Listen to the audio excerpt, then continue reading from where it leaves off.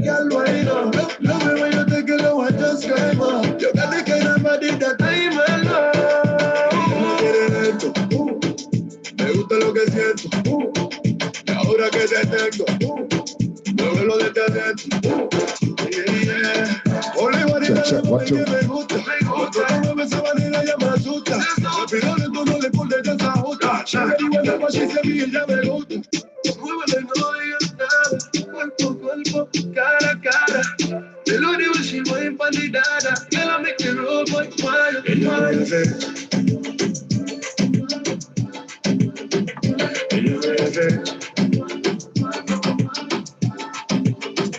Ella me hace. Ella me hace.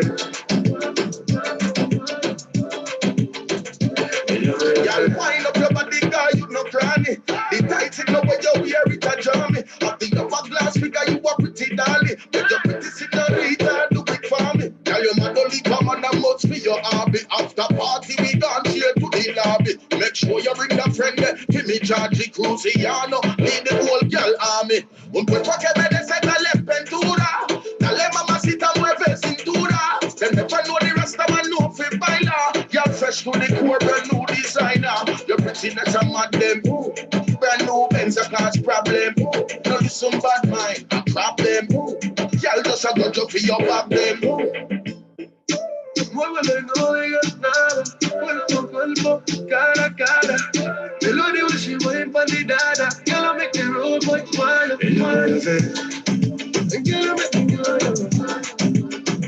Ella me hace. Girl, I make it roll. Ella me hace. Girl, I make it roll. Ella me hace. Check 1, 2. Girl, I make it roll. Ella me hace. Now, back to the hottest talk show on the net with your host, Russ Sills. Good evening, ladies and gentlemen. Welcome back. Yes, we're here. It's the JMO Talk Show with yours truly, Russ Sills, in the building. Tonight, we have a great show in store for y'all. We have our very own, very own, Dr. Yamelsa Obey-Roebuck. She's in the building. She's about to spit some knowledge, some real estate knowledge. I call her the AKA real estate hustler. That's a new name. Y'all know that as Dr. Yami, but this is the real estate hustler. She's in the business now and she's grinding hard. So she's gonna give y'all some few tips if you're planning to purchase your new home for 2023. I'm gonna say 2023 because we're about to finish up this year. But anyway, man, appreciate y'all for tuning in tonight. Make sure y'all share the live. Please, we have a surprise for y'all after the show. So make sure y'all tune in, man. If you are planning to purchase here in the United States or in the Virgin Islands, Dr. Yami, AKA the real estate hustler, is in the building, all right? So without further ado, here we are. Dr. Yami, AKA the real estate hustler, Yamelsa Obey-Roebuck. How you doing? Good night. I'm great. How you doing, boss? It's doing lovely, man. Appreciate you, man. It's been 8 years. It's been 8 years since you've been on the JMO Talk Show. How it's been? Yes, 8 years ago, I was on a show with two other lovely young ladies, doctors themselves also, and we was educating the masses on how to help their kids through the whole high school CRCT testing, getting into college and all of that. Right. So the two other doctors are Dr. Natasha Whitley Hadge, Pamela Molina Worsey. Those were the two other people that were on the show with me. Gotcha. So that was 8 years ago, man. Y'all was like actually, spitting a lot of education, but you're back here, 2022, talking about real estate hustler. You're a jack of all trades. You know that, right? You're doing real estate. You're doing education. What else you doing that we don't know about? Well, I fix credit. Yeah, you're doing credit. I fix credit. So what I think the only person I have more jobs than me is Shaquille O'Neal, but I coming for him. Yeah, you coming for him, right? I mean, we're gonna support you, no doubt, man. So before we get started in the Q&A, I just want to let our listeners know, because a lot of people that follow me also from here in Georgia. All right, they're not really from the Virgin Islands. So tell us a little bit about yourself. Who is Dr. Yamelsa Obey-Roebuck? Yami Bain Roebuck is a product of the VI, private and public school system. I'm just a chick from the 148-264 New 22 Mango Road. I am the mother of 3 kids. I am an administrator, and I am also fixed credit. I do real estate, and I'm also a lover of all things positive and helping people elevate to the next level. So you said you're a hustler slash mom slash educator. So what else we could put under that title? Definitely, like I said, a love of all things positive and helping my people elevate. If I know it, any education that I learn, I give it away for free. You know, once you know, you share. I'm also an advocate for not putting people in a box. And if you know what I mean by that, don't put, because I have a doctorate, don't put me in that box. I could do a multifaceted amount of things because we ain't here for a long time. We here for a good time and to explore all the possibilities that life has. So if anyone out there looking to do something different that is different from their degree, their certificates, I encourage you to go ahead and do it. So what make you decided to like dip into real estate? Because I mean, you're actually the perfect person to actually, that's a good profession for you, I would say. I would have never see coming. However, real estate looked like you've been doing this here for a while. So what made you decide to dip into the real estate business? Well, my BFF was Sean had been singing real estate in my head for a couple of years. And I was like, girl, stop harassing me. I get enough things on my plate. But it only made sense because I was fixing people credit. So I was fixing their credit and then referring them to agents all over the 50 states to buy a house. And they would always say, man, Yami, I wish you was my agent. I wish you was my agent. Of course, I can't service anyone in our 50 states as a real estate agent because you could service with your license, but I could always refer you to somebody else. But it only made sense and it was a seamless transition, especially here in Georgia. I fix your credit and I sell you a house. So it does go hand in hand. Hand in hand, right. That makes sense. And I think the educator in me, I think a lot of people are miseducated when it comes to what is needed to buy a house. We think that we have to have all these perfect things. We have to have a lot of money. We have to have a perfect credit score, which is not true. That information is not accurate. So the educator in me wanted to know more so I can share more. Makes sense. And you're right that shout out to Rashawn for actually really, putting that buzz in your ear because it do make sense. You're helping people fix their credit. Why not you sell them a house as well? I mean, it goes hand in hand. And like I said, that's a perfect profession for you. You know what I'm saying? But I'm gonna tell you this, Ross. Being a realtor ain't no easy job. The class alone, you have to pass that test. You have to pass the class test and you have to pass the state test. That's one of the hardest tests I have ever taken. And I consider myself pretty smart, but it was a very hard test and it's continuing education. You don't just get your license and stop. You have to do post-education. You have to do a bunch of classes within a certain amount of time, or you could lose your license because you have to know laws. So was it, okay, you said that was like a hard task for you. Was it harder? Which one would you consider the hardest? Getting your doctorate or getting your real estate license? Writing my dissertation was tedious, time consuming. Getting my real estate license was, you got to know math. You got to know 100 plus vocabulary words. You have to break it down. And the test is kind of like a psychological test. So it ain't no 1 + 1 is if you had 1 + 1 and it equaled 2, but we went up the road and then won the corner and then give away 1, how much you coming back with and why? So it's like a psychological test. So it's not, people see the results of your hard work, but it takes a lot of work.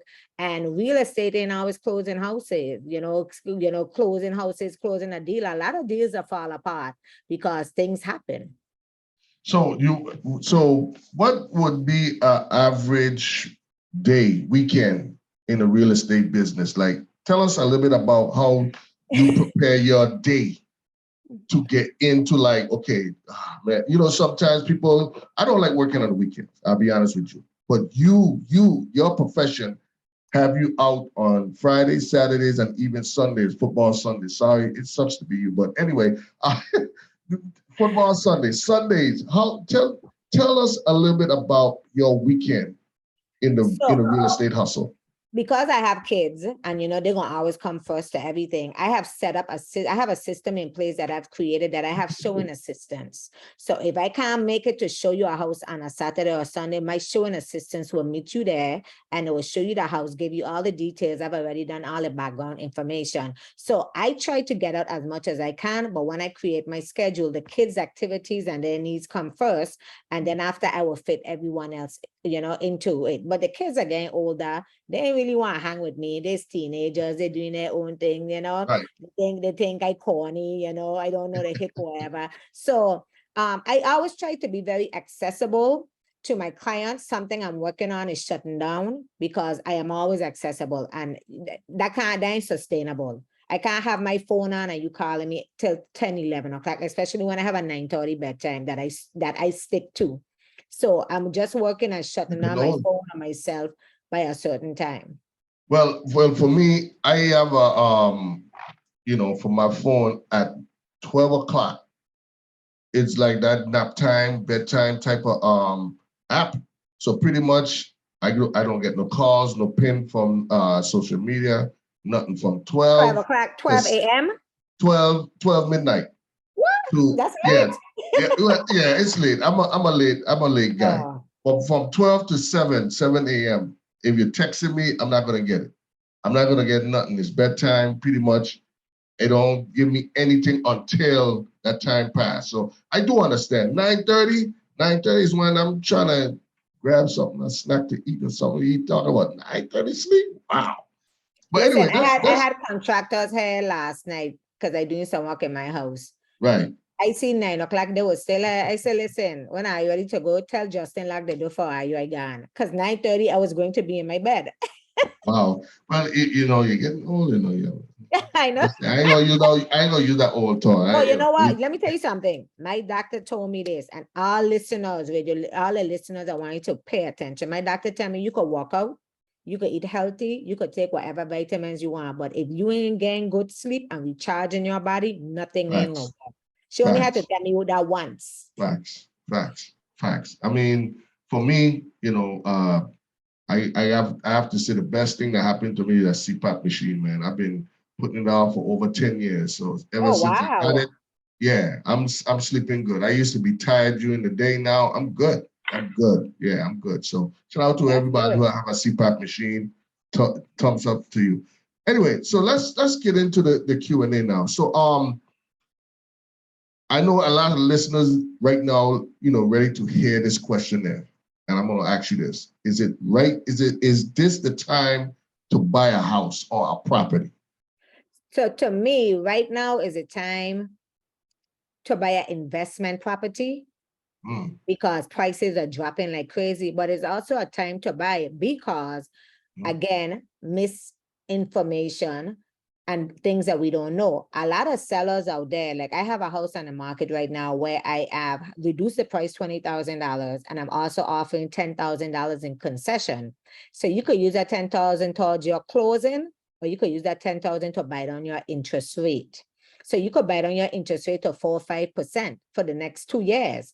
And then after the 2 years, refinance once the rate go down. So a lot of people like in scare mode and don't want to buy. But when you gonna buy? Because ain't no guarantee the interest rate gonna stop going up. So you're gonna put out being a homeowner and building equity because of interest rate.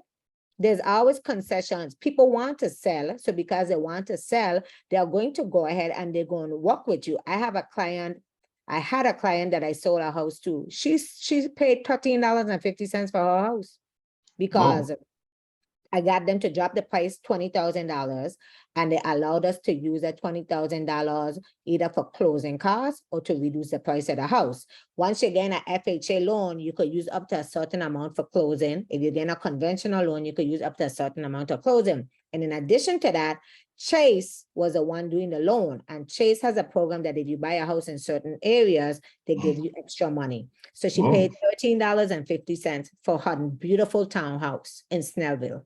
Wow. That's what's up, man. So it's all about, you know, being informed, being educated on, you know what I'm saying? Because a lot of time people will say, I want to buy a house, but they really don't understand the logistics and all the back and forth. You know, and also some of the information, like you said, like you just say, Chase was offering, you know, if you live in a certain area, they'll give you a certain price or a certain amount of money to go towards your house purchase, and that's good. That's I good. I have like that. I have access to USDA loans, which is 100% financing, VA Oh, loan, conventional loan, FHA loan, no, just bank statement loan. You don't work for yourself. You mm, work for yourself and you don't get a check every week, every 2 weeks. All you have is your bank statement. I have bank statement loans. I have investor loans where once you could provide a lease for your tenants, the tenants are going to be in there, you could get right. approved for the loan. So let's say if a barber, electrician, or someone who works for himself, can they qualify for a loan? You just say if you work for You could yourself. So they qualify can, for a loan because you have the bank statement, but a lot of times something that we do, we all have done it. If you have a business, we like to claim a lot of losses on our taxes. And when it come time to buy a house, all those losses gonna affect you because you're gonna qualify for the amount of loan you want. Like today, I was talking to someone about this. Yeah, you have excellent credit. You have an excellent credit, but you have a lot of credit card debt. Okay, if you have a lot of credit card debt, but you have excellent credit, you're gonna get approved for the loan, but you might get approved for a little because debt to ratio, the bank is not going to give you more than you can afford because they want to make sure that you could pay that mortgage. okay, that makes sense. That makes sense. So you could have an 800 credit score, you know, pretty much. But if you have like credit cards debt in like 25,000, then you know what you're looking for, you might not get pretty much. You might not get, and that's how come I encourage people to always keep your credit card balance up to 30%, leave 70% available, and make sure when you pay your credit cards, you don't pay by the due date, you're paid by the statement date, because the statement date is what's reported to the credit bureau. Mm, okay. So how can you find out when is your due date, your credit card due Your date? statement date, you Yeah. could, sometimes it's on your statement, or like me, I had to call many years ago. I called all my credit card companies to find out when is my statement date. And I have an Excel file and I have a calendar that I used to go ahead and know when to pay by these certain credit cards. But once I get myself debt free, Ross, let me tell you something, you ain't never want to go down that road again Yes, because sir. it feel like a monkey on your back. Yes, You sir. know? Yes, sir. Yes, sir. If you would like to ask Dr. Yami, Dr. Yamelsa Robert, any questions, we have the Facebook group chat. So, you know, just submit your questions. I'll read it out and, you know, let's see if Dr. Yami can answer your questions. All right. So make sure you share the live, and make sure you put your questions on the Facebook chat. Again, if you're tuning in at the end of the show, we're going to have a surprise. Dr. Yami is going to give you offering you a deal that you can't resist. All right. So is anyone that is out there looking to purchase the house / property, now is the time. All right. So Doc, tell us the difference. Tell us is there a difference in purchasing a home here in the United States than the Virgin Islands? Definitely. I'm using the Virgin Islands as an example. It could be Puerto Rico, Long Island, Antigua, but I'm using the Virgin Islands since that's our birthstone. So what is a total different between, you know, purchasing two? Well, purchasing a house in the Virgin Islands is very expensive because they don't do PMI insurance. And because they don't do PMI insurance, you have to come up with 20% of your down payment. Whereas here, we have a lot of different programs that we don't have to come up with 20%. But thankfully, with the new program, VI Slice, the economic development, if I'm not mistaken, is going to offer grants to allow people to assist people with that 20% down that is needed to come to buy purchase a home. You can imagine wanting to buy an average home in St. Thomas is what, 300,000. You can imagine trying to buy a $300,000 house and you have come up with 20%. That's like 60,000, right? And yeah, and then you still got to pay your closing costs. That's expensive. It's really hard to get ahead. Whereas here in mainland, all we gotta do is come up with 3% FHA, or sometimes you're gonna come up with nothing if you get a USDA loan. So would you recommend, let's say a lot of us that live here in the United States from the Virgin Islands, would you say that would it be better for us to come up with an investment group and then decide to go down and purchase a property in the Virgin Islands? Would you give an okay with Oh that? yeah, definitely. One thing we need in the Virgin Islands is we need place for people to lay their head.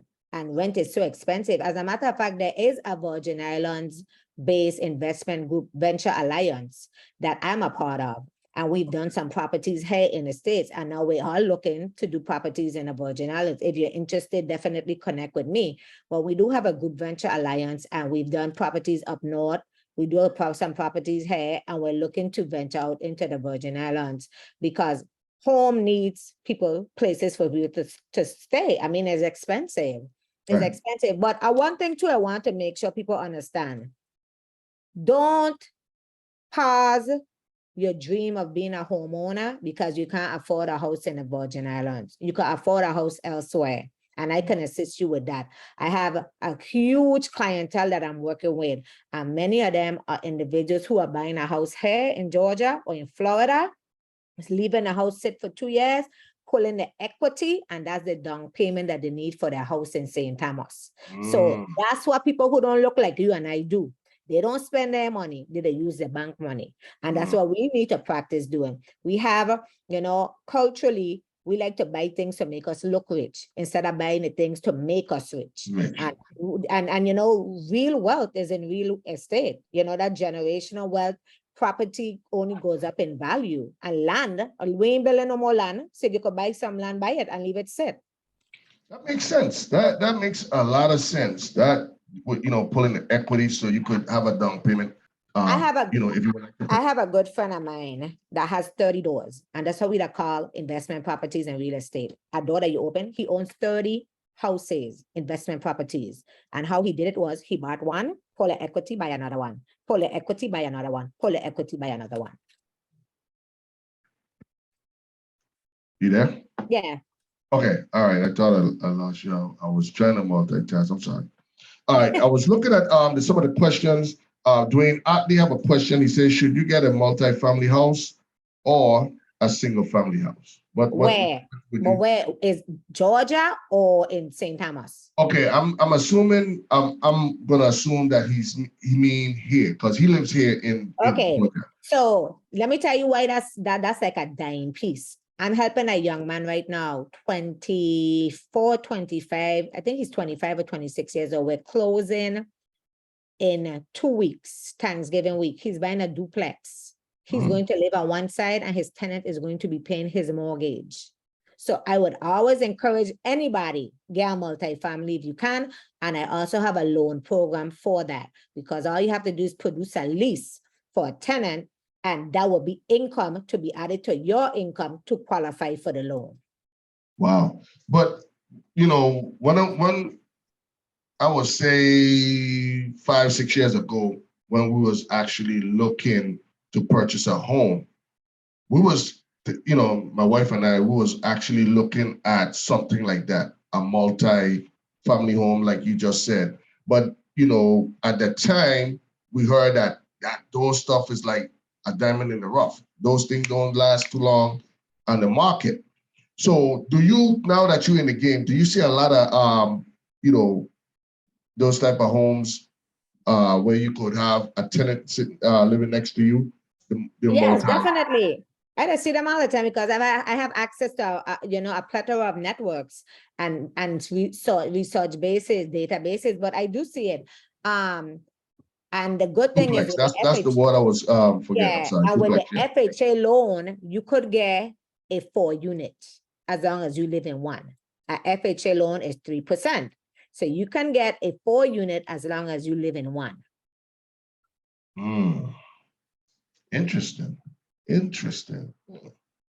Very interesting. Okay. All right. I feel I totally listening. I'm paying attention. Very, because that was one of the questions that I wanted to ask you about that. If you see a lot of duplexes. Okay. All right. So investment properties. Tell us a little bit about, we were just talking about the investment property that you're into what do you call it, alliance? Venture Alliance. Venture Alliance. Tell us a little bit about that and how can we, like I say, get a portfolio going? So with Venture Alliance, what you do is you invest your money and you get a return on your money once the project is complete. They're very professional. They send you detailed information. You get updates monthly on how the projects are going. You get updates on what's next, what's going on, what properties we're looking at to flip, to invest in. The market is slow now. There's no, ain't no secret that the market has slowed down a lot because of the heightened interest rate. But again, there are opportunities and there are ways to lower the interest rate with 2-1 buy down, or you could buy down, or the seller could pay for the interest rate to buy down. Case in point, a house selling for $464, right? Okay. You tell them that you're gonna offer them the price that you're gonna offer is $464, but you want them to buy down 2 points on your interest rate. So really and truly, you really get a house for $454 because to buy down 2 points is about $10,000. Okay. Okay, so that's how it works. But with Venture Alliance, we have a group of people that invest, then they get their money, and if some move on, some reinvest. But even if you don't come to Venture Alliance, you could do your own thing with your group of people. And like I always say, gather up your people, make sure they have good credit, because they always use the person with the lowest credit score for properties. Gather up your people, y'all gather up y'all, net income, what net worth, and buy a multifamily. Like I said, there are loans out there for everybody. So the investment group that you're talking about, what are some of the things that you have to look for, as far as getting into that type of group? We're not talking about a Facebook group, a social media group. Yeah, definitely. We're talking about an investment group. So tell us some of the things, or the standards that you look for, or some of the things that you might say, nah, I don't think this is a good investment group. So let us know a little bit about some of the things that investment group looks for. So, people, results always precede your results. So what I would ask is, let me see any projects you have done. Let me see any properties you have flipped and you have sold. Let me see how long it took. Let me see the return. Let me talk to some people that are in that investment group with you. Let me see how you operate it, because like anyone else, when it comes to my money, I don't play. I don't work hard for my money. So I want to make sure my money is spent correctly. So like anything, when you're buying a car, you're going to do your research. When you're buying a house, you're going to do your research. When you invest in your money in anything or with anyone, do your research. So let's say, if, example, I'm trying to join this group, the Alliance group, Venture Alliance group. So do I have to go through like a whole, I should say, questions from you, or question from all the investors, or do you directly just talk to someone like the vice president? So you directly talk to one person and they send you the questionnaire, all the answers, whatever, all the information, and then they do a Zoom with you. And if you have additional questions, you could reach out to anybody. Okay. So I just wanted to know how these investment group, because a lot of time people don't say, yeah, man, give me 10,000, I invested for you. You give me 10,000. Write your only name and what you sell. Everything legal paperwork, everything legal paperwork, don't be writing your name down and nothing. This money, this ain't personal, it's business. Gotcha. Yeah, and I mean, we hear it all the time. Yeah, give me such and such money and I invest it for you. Yeah, man, I good. You good, I good. I gonna make sure you get your money back, and stuff like that. I got you. All right, so let's talk about credit. You got into the credit business. I had a young man on the show talking about getting your credit score high. He also talked about, if your credit is in the 700, it's trash. What are some of the credit scores could make you, be qualified to purchase a home right now? You could have a 600 and qualify for a house loan.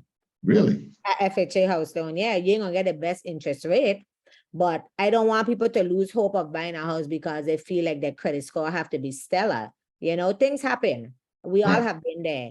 Things happen, but the hope doesn't die. You know, things happen, but there's programs for everybody. There's programs for everybody. I would say to at least get your credit score to a 6. Get it to at least a 6, and every loan officer can work with you.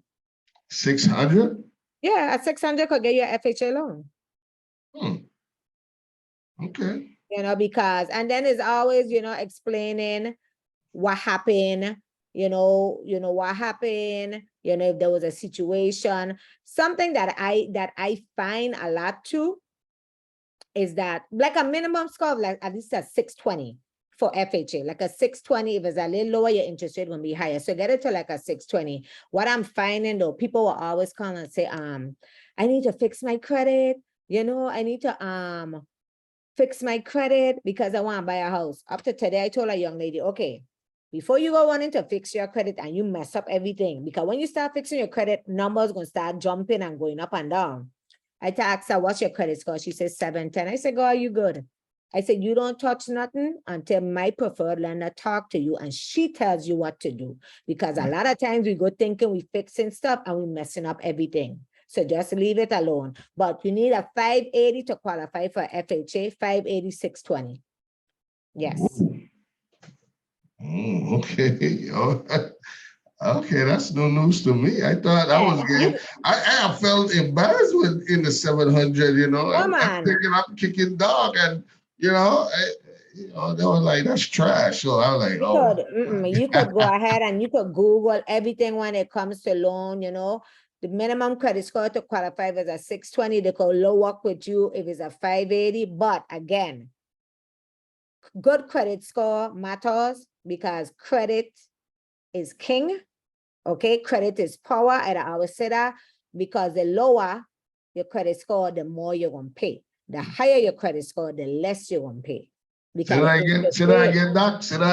The lower your credit score, the lower your credit score, the more you're going to pay because you're a risk. They don't know if you're going to pay them back. The higher your credit score, the less you're going to pay. Okay. I hope you all heard that now. The higher it is, the less you're going to pay. The lower your credit score is, the higher you're going to pay. So let's keep that in mind now. You know what I'm saying? Don't keep that in mind. But that's how come I am always promoting and preaching the importance of leaving your children. If your children go to college, right, and your children finish school, let them come back and stay with you till they get themselves together before you put them out there. Because them people who don't look like us, they'll propel their children forward. They'll get their children ready.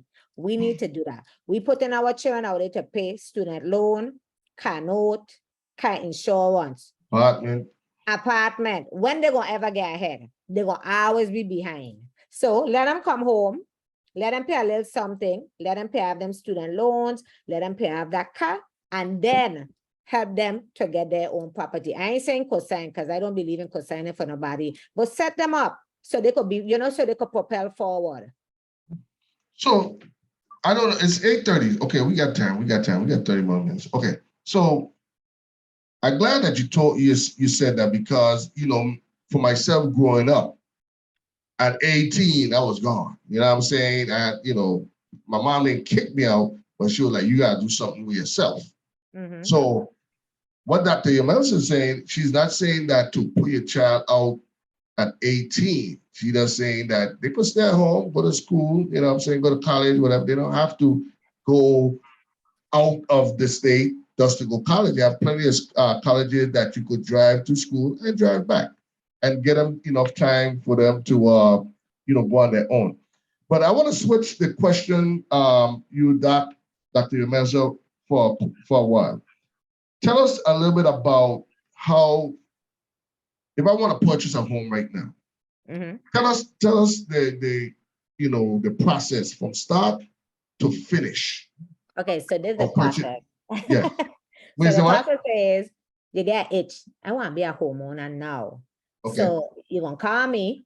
You're gonna be like, I want to buy a house. What I need to do? The first thing we need to do is we need to have an onboarding session, meaning I need to talk to you and tell you the process so you could understand the process. You could be educated on the process. And when you could be familiar with the terminology, due diligence, closing date, finance contingency, inspection, house appraisal. So you could be familiar with the terminology. Then I share the calendar with you. It begins with an onboarding session with me. After you tell me your credit and all of that, your credit score, you don't even have to tell me that if you don't want to. I could go ahead and send you straight to my preferred lender who will go ahead and approve you or tell you, no, these are the things you need to work on, give you a plan of action. After we do that, we have a discussion on where do you want to live? Close, far, what do you want? A townhouse? Do you want a house? Do you want a multifamily? Do you want a duplex? And then the loan officer will tell me the amount of money you qualify for. Then I do my own research. I will never put a client of mine. Of course, my job is to make sure my clients are happy, but I am very forefront with them. And I will tell them, I don't think that's a good area for you to live as a single woman. Or I don't think you should buy a house without a garage as a single woman. Or I think you need to look at the test scores in that area. If you have children, you need to look at the crime, because a house is one of the biggest investments you're gonna make in your life. Why would you buy a house in an area that you got to be making sure you can't get Amazon packages, or you put your kids in, you buy a house and then you gotta turn around and put your kids in private school. So you have to do your research. I always tell people, you don't need the biggest house on the block. You need a house in the safest area on the block. Yep. You need a house in the best schools on the block. You don't need the biggest house, because house don't mean you have money. House just mean you got a bigger light bill, a bigger house.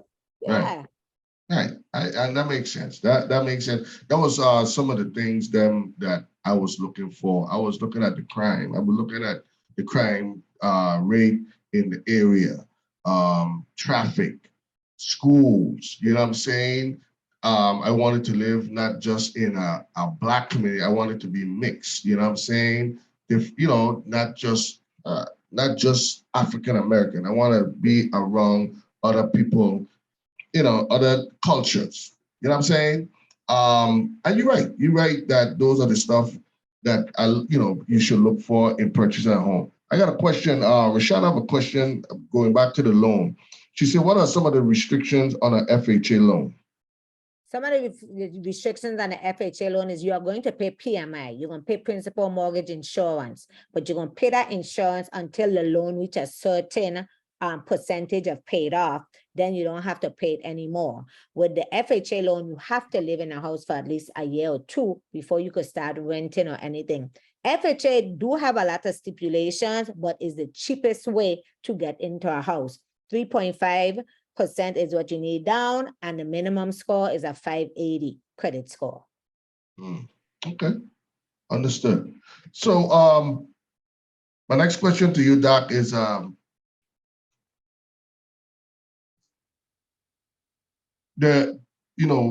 a home. Let's go back to the Virgin Islands, and you said that some of the stuff that we are not qualified for more than up here. Let's go back to the Virgin Islands.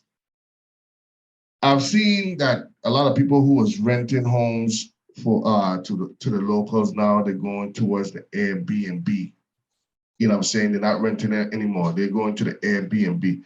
So my question to you is, for me, let's say if I'm looking to purchase a home down there, does it have a lot of homes down there for me to start an Airbnb business? Meaning like, okay, you don't have to, a lot of people look for homes around the waters, but do we have homes in the inner part of the Virgin Islands for sale? Because a lot of times when I see this young lady, she's a real estate agent at home. Yes. Nyanka and I work together. Right. A lot of the homes that she posts that she sold, you always see water in the background. But I've never seen homes in the inner part. So my question to you is, do we have homes in the Virgin Islands for us, rather than us paying a big 1-point-something million or 800 or something million? Do we have homes in the inner part for 250, 300? So yes, they do. Okay. because she has sold homes to locals in the inner area. Okay. And the issue is the inventory is very low, extremely low home. As a matter of fact, Nyanka and I, we work in partnership with a house that we are about to put on the market in St. Thomas in the valley. Okay, that won't go like that, because Yeah. there's no inventory in the Virgin Islands for homes. And if there is inventory, a lot of it caught up in probate court, a lot of hurricane damage homes caught up in probate court, Yes. and or you don't know who the houses belong to. That makes sense. That makes sense. So the inventory is very low. So let's go to 2023. You said something about a lot of the business has slowed down a bit much due to I guess the interest rate that is high. But let's talk about something else that is buzzing through the air. For 2023, they're talking about it might be some kind of inflation, recession, some kind of they kind of leaning towards that. I guess depends on what happens next week in the election. They might have some kind of recession. You think that that's going to happen, or that's just a scare? Still, is a good time to buy. What's your thoughts? So when I bought my house in 2012, and I bought my house as a foreclosed house from the bank. Got Okay. steal of a deal. As a matter of fact, when Sean picked this house, she come, she see the backyard, she said, "This is the house." You could put a chair in them in the back, close the door, give them water, lock the door, and they're good to go, right? And she actually saw, everything that fluctuate. You have your highs and your lows, your highs and your lows. But us, because we already hearing about it, we got to prepare ourselves. We can't be ignorant to it and act like we ain't hearing it. Cut Gotcha. back on your spending, start saving, stop buying things to make you look rich and buy things to make you rich. So there's a difference. So we got to start doing our due diligence and doing our part to make sure we prepared. So if the recession hit and you have a substantial amount of savings, you could buy up a lot of properties, because people will always need a place to live. People will always need a place to live. They're going to always need daycares, and they're going to always need funeral homes. Got you. Let me see if I see another question on here. Rashawn have a question. Do you have to pay 20% down payment on a second or third Lord homes? Are there any programs for people buying investment properties? So you don't have to buy 20. Rashawn know the answer to this, but I'm glad she wants everyone to know, because Rashawn has multiple homes and she didn't have to pay 20% on her second home, Right. because there are so many programs up here. But there are programs for investment properties. There is an investment loan where you don't have to qualify. Case in point, you that make $70,000, right? And you want to buy a 6-unit building. The income that you will get from your tenants will be added to your income to qualify for the loan. You get it? So Got the it. monthly rent will be added to your income to qualify for the loan. So what you have to do is make sure you get your tenants and you get a lease that they're going to be moving in there, and you will be qualified for the loan. It's so much easier to buy more properties in the mainland than it is home, because we have so many more banks and many more programs. Home, we're limited with the banks. Some banks don't do construction loans. Some banks do construction loan. It's just very limited home. We don't have a wide array of resources to help us be homeowners, where up here they do. And that's why I keep pushing. Don't wait until you could buy a home to buy a house. If you could buy it in the States, go ahead and buy it. Makes sense. I wanted to purchase our home when Obama was in office. He had some programs out there for first-time buyers. We didn't make it through the Obama era. However, we got in when Trump came in. So the interest rate wasn't that bad. It wasn't that bad. Actually, it was pretty good for us. So my question to you is, do you think that the interest rate is gonna it depends on how the next week, like I said, next week going for the interest rate, the interest rate, is it gonna drop if we see an increase in Republicans? or it's going to stay higher, or it might increase higher due to the increase in Democrats in office? It might sound like a stupid question, but a lot of times it depends, interest rate, how things going, the stock market depends on how, who's in office. So my question again to you is, would it make a big difference if we see an increase in Republicans in office or Democrats in office? So let me just say this, interest rates don't only, interest rates are not a result of economy all the time. When I was married and we bought our first house in 2000, our interest rate was 8% and the economy was thriving. And 8% wasn't high back then. So when I see the 7.25 that we have now, the 7.4, it fluctuates, to a lot of people that's high because it's been low for a while, but we're not truly dying high. And everything that goes up has to come down. So we are going to stay on that same wave, that same, increase for a while. I think we actually probably reach 8 to 9% before we start going down again. Whoa. Yeah, that's to me.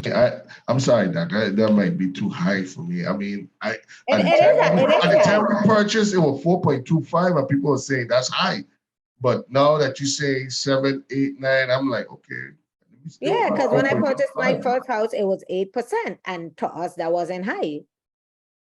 Right. And now, but it depends on what your location as well, because you're in the Cobb County. No. Yeah. Location don't have nothing to do with your loan. Your location, no, the only thing that have to do with your location is your property taxes. But your interest rate has nothing to do with where you buy in. Like, first house that we bought together was 8%. When I bought this house, my interest rate was 3.75. Then I refinanced. My interest rate now is 1.25. Okay. Now you're talking. That's what I want to get to. 1.25. Woo! But it's gonna get there though. You probably paying like a G just for that big ass. I'm sorry. Let's keep it professional. I'm sorry. Hey, 1.25. That's what I'm talking about. And then what I did when I refinanced was I cut down my years so I could pay off the loan quicker. So I ain't paying house forever, because something people need to understand. Retirement check and take home check in the same check. Yes, so if you could pay off your house quicker, go ahead and do that so that you could be living mortgage free and enjoying your retirement check. A buddy of mine called me last week and he told me that he was asking me, okay, so how do you pay your mortgage, Russ? I said, well, we pay it on the 15th. You got to the 15th. Anything after the 15th is late. So he was saying that he changed his the way how he pays mortgage, where he pay every 2 weeks. So he said he was trying to explain to me, which I tell him I'm gonna get back with him. Let me marinate a little bit. But he was trying to say that when you pay every 2 weeks, it cut off a year. It cut off a year. Explain a little bit about that to the listeners, because it sounded interesting. Because you're paying every 2 weeks, there's some months that 2 weeks that come more than 2 weeks because they're longer months. So because you're paying every 2 weeks, what you're doing really is paying an extra year you're paying an extra month every year. So that means it cuts your mortgage, your year shorter. Me, I'd pay my mortgage, I'd split my mortgage. I'd pay half on the first, half on the 15th. And when I used to have credit cards, anytime for debt I used to have before car loan, I used to always split it. First and 15. First and 15. But you pay, mind you, you're paying the same amount. You're not paying every 2 weeks double your mortgage. You're paying the same amount. You're paying the same amount.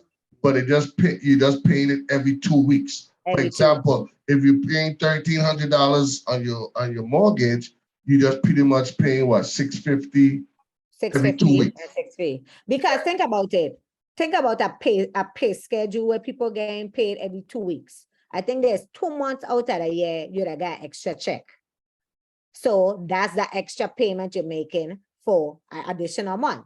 So you're cutting off time from your mortgage. Okay. I told him, let me think about it. Let me see.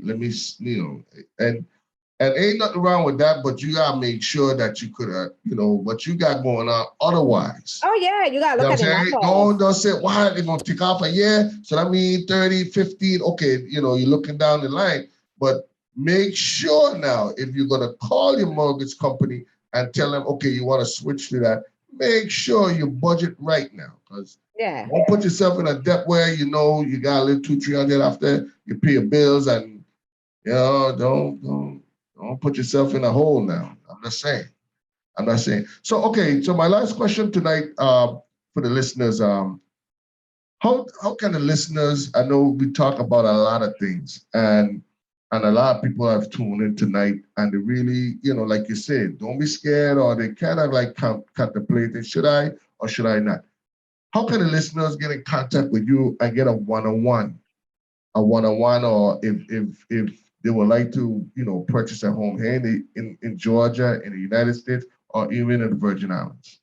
If you want to purchase a home in Georgia, in Florida, any place, I am willing and able to assist. If you want to purchase a home in the Virgin Islands, I have a team that I work with down there. Nayanka and I work very well hand in hand in St. Thomas also. So I have referrals all over, and I have my loan people all over, all the United States. So you could get in contact with me,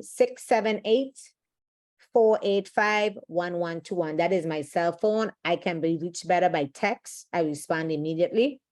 678-485-1121. Text me with any questions, any concerns, any credit questions you have, any home purchasing questions you have. If you need my contact information for my loan officers, my preferred lenders, reach out to me and I'll send it to you immediately. But you could reach out to me by that number, Facebook, Dr. Yami the Realtor. You could inbox me right there also. But open book, any questions you have, and if I don't have the answer, I'll find the answer for you. And what about if they want to get their credit? If you want to fix your credit, also contact me. I've had a couple of people call me about their credit. I don't take nobody money if I could just tell you what to do to fix it. I don't believe in taking your money if it's something I could just tell you to do and you could do it yourself. People don't know this, but the quickest way to increase your credit score, fastest way, is to have somebody add you as an authorized user of a credit card and keep the credit card. Case in point, my oldest Josiah left our house with a 780 credit score because at his age, he can't have an 850. He's too young. He don't have the length of credit. And my daughter is an authorized user on my credit card, and she'll be leaving also with a 7-something credit score. So if you can, add your kids to your credit card and keep the credit card, but make sure you're paying it on time and you're keeping the debt down. They don't charge up the credit card high because you're going to affect their credit score. So don't send your children out there with bad credit because of you. If you know you're irresponsible, and we got to be honest with ourselves. If you know you're irresponsible and you can't budget and you can't handle money, don't add your children there. Let them do their own thing when they go to college or whatever. But if you know you can't, go ahead and do it so you can put your children out there with a credit score already. So what's the age? What's the age for you to start building credit? 13, some is 13, some is 12. American Express is 13. Wow, 12 years old? 13 years old? 12, Wow, 13. I didn't know that. Yeah. Okay. You can put them as an authorized user. You keep the card, and whatever you do affects them. So in other words, so by 18, when they hit 18, 19, 20, 21, they already have credit building. They have, like you say, a 7-something credit score. Okay, that makes sense. I like that. I like that. I've given you all the secrets that people like you and I to do. That don't look like you and I. Yes, sir. Yes, sir. All right. So it's 850. Okay. So Dr. Yami, she wants to do a giveaway tonight. I'm going to do 2 free home consultations so we could get you ready for home purchasing. Look over your credit score, tell you where you need to fix. If you don't need to fix anything, move you on to the next step. If you need to fix something, I will go ahead and I will assist you with fixing it. So we're going to do it for free. We have 2 questions, right? Gotcha. Russ? Yes, 2 questions. So let's see who can remember. The first question is, what is the credit score needed to get an FHA loan? What is the credit score? You could be in a range. What's the credit score needed for FHA home loan? And there's a disclaimer, that Rashawn cannot play. I'm sorry. Rashawn, no. Don't answer Rashawn. No. Let's give somebody a chance. All right, go ahead. Because you know Rashawn will answer it. No, Rashawn. No. Let somebody else win. All right, so what's the question again, Doc? What is the credit score needed to get approved for FHA loan? Just give us a range. You don't have to be exact. Okay, all right. So, Lord, you won't believe I got 1, 2, 3, 4, 5, 6, 7, 8 answers. All right, let me go down the first. Now, this is what, let me refresh. So make sure I got the right people on there who was there first. I don't want nobody saying I was first. You don't want to have you cheat. Yes. Cheat. Okay. So I refresh, I pull down my phone, it went a little buffering, and the first person, Sean Scott, lives in 600. Chemist was second with 580. My cousin, Miracle Child, Jamisha at 640. So those are the first three people. Sean at 600, Chemist at 580, Cos Miracle Child 640. What's the answer? Now, so initially I did say that you need at least you could do a 580 or a 620. So this is what I'm going to do. I'm going to give two of them away. Who said 580? Okay, so Chemist said 580, chemistry. No, Chemist said 620? No, he said 580. Chemistry said 580. Okay. And Sean Scotliff said 600. So I'll give both of them. All right, cool. And they could pass, if they already have a house, they could pass it on to somebody else. All right, so you had it. That's the disclaimer. Sean Scotliff, congratulations, you're the winner. If you are already a homeowner, you could also recommend someone to your Dr. Yamelsa and Dr. Yami. That's what we're going to push tonight, Dr. Yami. And she will help them with getting their purchase their first home. Also, congratulations to Chemistry. Chemistry said 580. You're also a winner. Again, if you're looking for a house here in Georgia, Dr. Yami, she's going to help you, assist you with that. Or if you have someone else that you would like to recommend, you can also do so. So 2 winners tonight, Sean, Scotliff, and Chemistry. So we have one more to give away because we said 2 prizes. So I went ahead and did 2 for that question. So we have one more question. Okay, so this is the question I'm going to ask y'all listeners. I hope y'all been listening.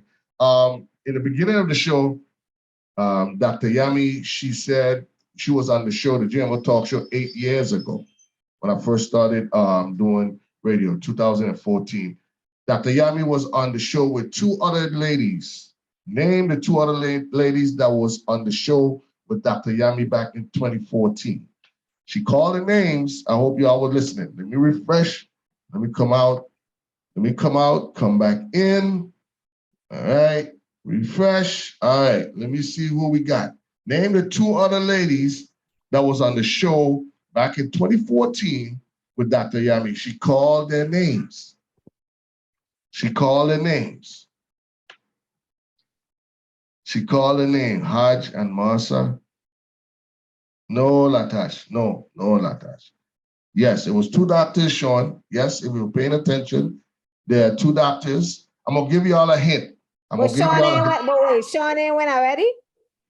The man paying attention. The man, hey, that's my loyal fan, the loyal Friday nights. I'm saying, Sean, we ain't gonna scare him with Pooey. You're doing a great job. You're doing a great job, Pooey. Natasha Haj and Masa. I don't know. No, that's who? He said Haj and Masa. Okay, Larry Thomas. Damn, I should have put a disclaimer. You ain't know Larry, but anyway, Larry said Natasha Whitley, correct. And what's the second person? Who's the second person? It was 2 ladies, 2 doctors that was on the show. It was actually 3 doctors. It was Dr. Yami. Then we have Natasha Whitley. And who's the third person? Who's the third person that was on the show with Dr. Yami back in 2014. All right. Let me know. She called. Okay, I'm gonna give you all a hint. We call her the Zumba Princess. That's all I'm gonna say. We call her the Zumba Princess. Name that last person. Larry Thomas, he said Natasha Whitley, which is correct.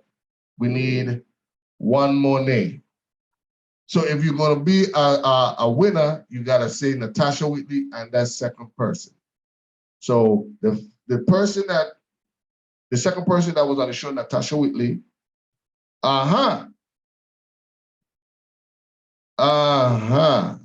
Who guy? That, we should have had some disclaimer. Larry, you're paying attention, but should we give it to Larry? Yeah, man. Okay. Yeah, man. All right, Larry, you're the winner. You were paying attention, and yeah, Larry Thomas is our second winner. Even the commissioner of tourism, VI tourism, Joseph Bachelta, you was a little bit late. Larry beat you to the punch. Joseph Bachelta, he said Pamela, but Larry beat you. You were just a couple seconds late. So the answer was Natasha Whitley and Pamela. I can't pronounce her last name. I'm sorry. Molina Worthy. Worthy. I always messing it up. I say Cersei. Cersei. From the Game of Thrones. Never mind. It's Cersei. Never mind. But anyway, Dr. Pam and Dr. Natasha was also the two docs that came on the JMO talk show in 2014. So Larry Thomas, you're the winner. If you'd like to pass on your winning tonight, you can let us know. Chemistry, I think he said he's gonna pass his own on. Yeah, he's gonna give you a name. He said he's gonna pass his on, so I'm assuming he's a homeowner already, but he's gonna pass his winning to someone. So he does. Go ahead. But you know what? Let me take advantage and Chemistry. I'm going to see him. Chemistry fixes cars. He is a great body man. He has his own shop.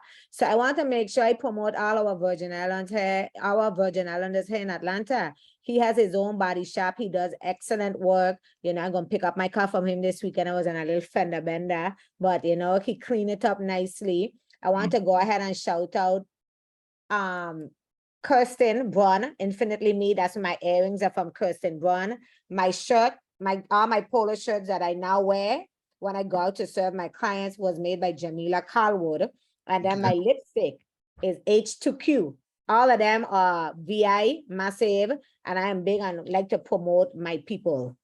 You know what? It's so funny that you said that you had a friend, Bender, with Chemistry. I actually called Chemistry today. We was on the phone today. So you see, small world. So Chemistry, again, he said gonna pass on. So just reach out to your master, let her know who you're gonna pass it on to. Larry also said he's gonna pass on his winning to someone else. So Larry, you have your Melsa credentials. Go ahead and give her a name that who would like to have a free consultation. Those stuff is, they charge you for those stuff. But Dr. Yami, she's going to give you a free home consultation. She's going to make sure you are qualified so you can move on to the next process in purchasing a home or property, either here in the United States or in the Virgin Islands. Russ, I want to give one more. I don't know the young lady, but Miracle Child, please have her contact me. I want to give one to her. Okay, cuz you hear that? I'm gonna give you that telephone number so you could contact our inboxer on Facebook. Cuz Miracle Child, congratulations, proud of you, man. She just got married as well. Beautiful wedding. So congratulations, cuz. So contact Dr. Yami via Facebook Messenger, or you could even call her. What's your telephone number again, Doc? 678-485-1121. Easy number. Okay, she said, cuz says she's in Florida. Do she still count? Yes, she does. Okay, you hear it? Free home consultation. So I'll give her a call, text her, say, hey, good evening, Russ cuz, live in Florida, and what I'm saying, trust me, she's gonna take care of you, cuz I promise. I All did, right, so I've done a couple clients in Florida. I work with another agent down there who is from the Virgin Islands, also Loretta Lake. And we work together. I get the loan officer, you know, she go out, show them the properties. And then I had another young lady from the Virgin Islands that I was working with also for my awesome. clientele down there. Most deaf. Dr. Yami, it's been a pleasure, man. Don't wait 8 years to come back on the JMO Talk Show. It's been 8 years. Anytime, was, you know, anytime, Yeah, anytime. man, it's a lot. It's a lot of information that we got tonight, and I want to thank you for taking time out and coming on the JMO Talk Show. Do you have any work plans for this weekend? You have any house showing this weekend? I see that you have a property. Is it sold yet? The No, investment it's not property sold. agent. The price was reduced 20,000. The price is now 385, and it's in off of Cascade Road, is close to the airport, close to the city, and we're also paying $10,000 in closing costs. You hear that? And Cascade is a nice area. My brother is over on that side of town. 10 minutes. 10 minutes. And our house qualifies for Invest Atlanta Home Grant. So there's a lot of programs for that house because it's in the city. And that would be an excellent Airbnb though. If somebody's looking to buy Airbnb, excellent. Fully remodeled. It was fully remodeled by Dara Matthews from the Virgin Islands, and it was designed by myself. So all the stuff inside was your okay. Oh yeah. So that's a VI. That was an entire VI project. The investors is Venture Alliance. The remodeling was done by Dara Matthews, and the design and decor was done by me. Awesome, awesome, nice. That was some nice, very nice decor. I like that. I know you went with the white and the gray. It's nice. Open floor plan. It's really nice. We actually knocked down walls. We knocked down walls to open it up. We did a lot of things. We did a complete remodel on the house. We added a garage, a closing garage, a real garage, not a carport. I had a sunroom. We did over the entire house. No doubt, no doubt. I like that. I've been following Dara when he was doing the construction. Very nice, very nice, very nice. Shout out to Dara Matthews, doing a great job, man. Appreciate you, man. And Dr. Yami, I appreciate you for coming on the JMO Talk Show to give just shooting some good tips, man. Yes, definitely. Like I said, don't be afraid. Like she said, don't be afraid. You know what I'm saying? I'll be honest with you before we go out. We was kind of scared now that, you know, at the time Trump was in office, and, you know, we was kind of thinking like, we don't know what to expect. And pretty much our realtor at the time, Michelle, she was like, look, man, she does tell us straight up. Let's give us some good input. Everything went smooth. A little hiccups, everybody goes through a little hiccups, but nothing I can't handle. But it was. I think it was the best thing that we ever did.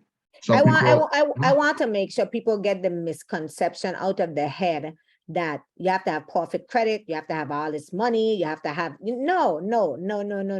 You don't have to have perfect credit to buy a house. You don't have to have a whole bunch of money. You know, there's programs, but you just have to get educated on the programs or let somebody educate you on the programs. Again, before we close, if you're looking to buy, sell, invest, or build, I'm your go-to girl. Come and see me. Even if you don't see me, see somebody. You know, build that generational wealth. Make sure you're leaving, a legacy for your offspring, your children. Number two, if you want to invest, if you want to join an investment group, contact me. I'll refer you to Venture Alliance. They can share all the information with you. And number three, if you got to fix your credit, the only way to fix your credit is to begin fixing it, It didn't mess up overnight. It's not going to be fixed overnight. But to sit there and let it fester is not going to fix it. And we all have been there. And people have this mentality that, in 7 years, it's going to come off. You could get your credit fixed before 7 years. You could get yourself back up before 7 years. You could start to propel forward before 7 years. You could start building your net worth with it before 7 years. So get it out of your head. All of those are misconceptions that people tell you that are not true. 678-485-1121. That's Dr. Yami phone number. Now, here's the disclaimer before we go. Her bedtime is 9:30. So if you want to talk business, make sure you call at 8:59, okay? And I'm gonna cut you out by 9:10 because I gotta get myself ready to go sleep. Oh man. But Dr. Yami, it's been a pleasure, man. Thank you very much. Same Thank you very here. much. All right, man. So hey, coming up next for all my sport fans, the bar is coming up next after the interview with Dr. Yami. Appreciate y'all. Good night, Uh, everyone. yeah, man. Bye-bye. Thank you, Dr. Yami. Talk to you soon. All right, bye-bye. All right, cool. All right, so stay tuned. Coming up next, we have Buju and the Russ Sports Talk Show with yours truly, Russ Sills. Buju is going to be logging on in a few minutes. We're just going to take a little pause for the cause, pay these bills. I already paid my bills, you know what I'm saying? But we're going to be with you in a few minutes, all right? Cool. Keep it locked, man. All right, here we go. Let me see what we got. Who playing a big banner? Where we going? Big jump. Where we going? Big jump. Who playing a big banner? Oh, look how I'm pushing it back, yeah. Like in the view from the back, yeah. Can't connect to freestyle. The numbers running like map, yeah. Trying to the mic from the band, boy. I see your name on the chart. And how much more times you would have see? You want being things so bright. Man, shit, don't play slip when we link up, yeah. My whole team got a cake up. From your thing, hair go like me. Take a pic, face white for the makeup. Tell them I go cleaning, bros on pictures, yeah, no meaning. Can jumping on somebody's vibe, can jumping on somebody's mind, yeah.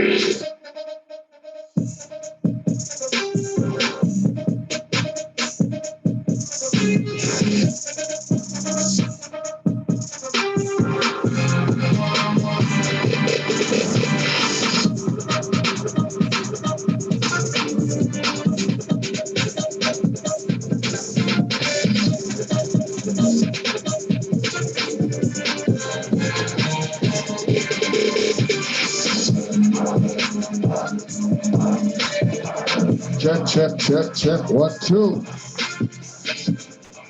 Yeah.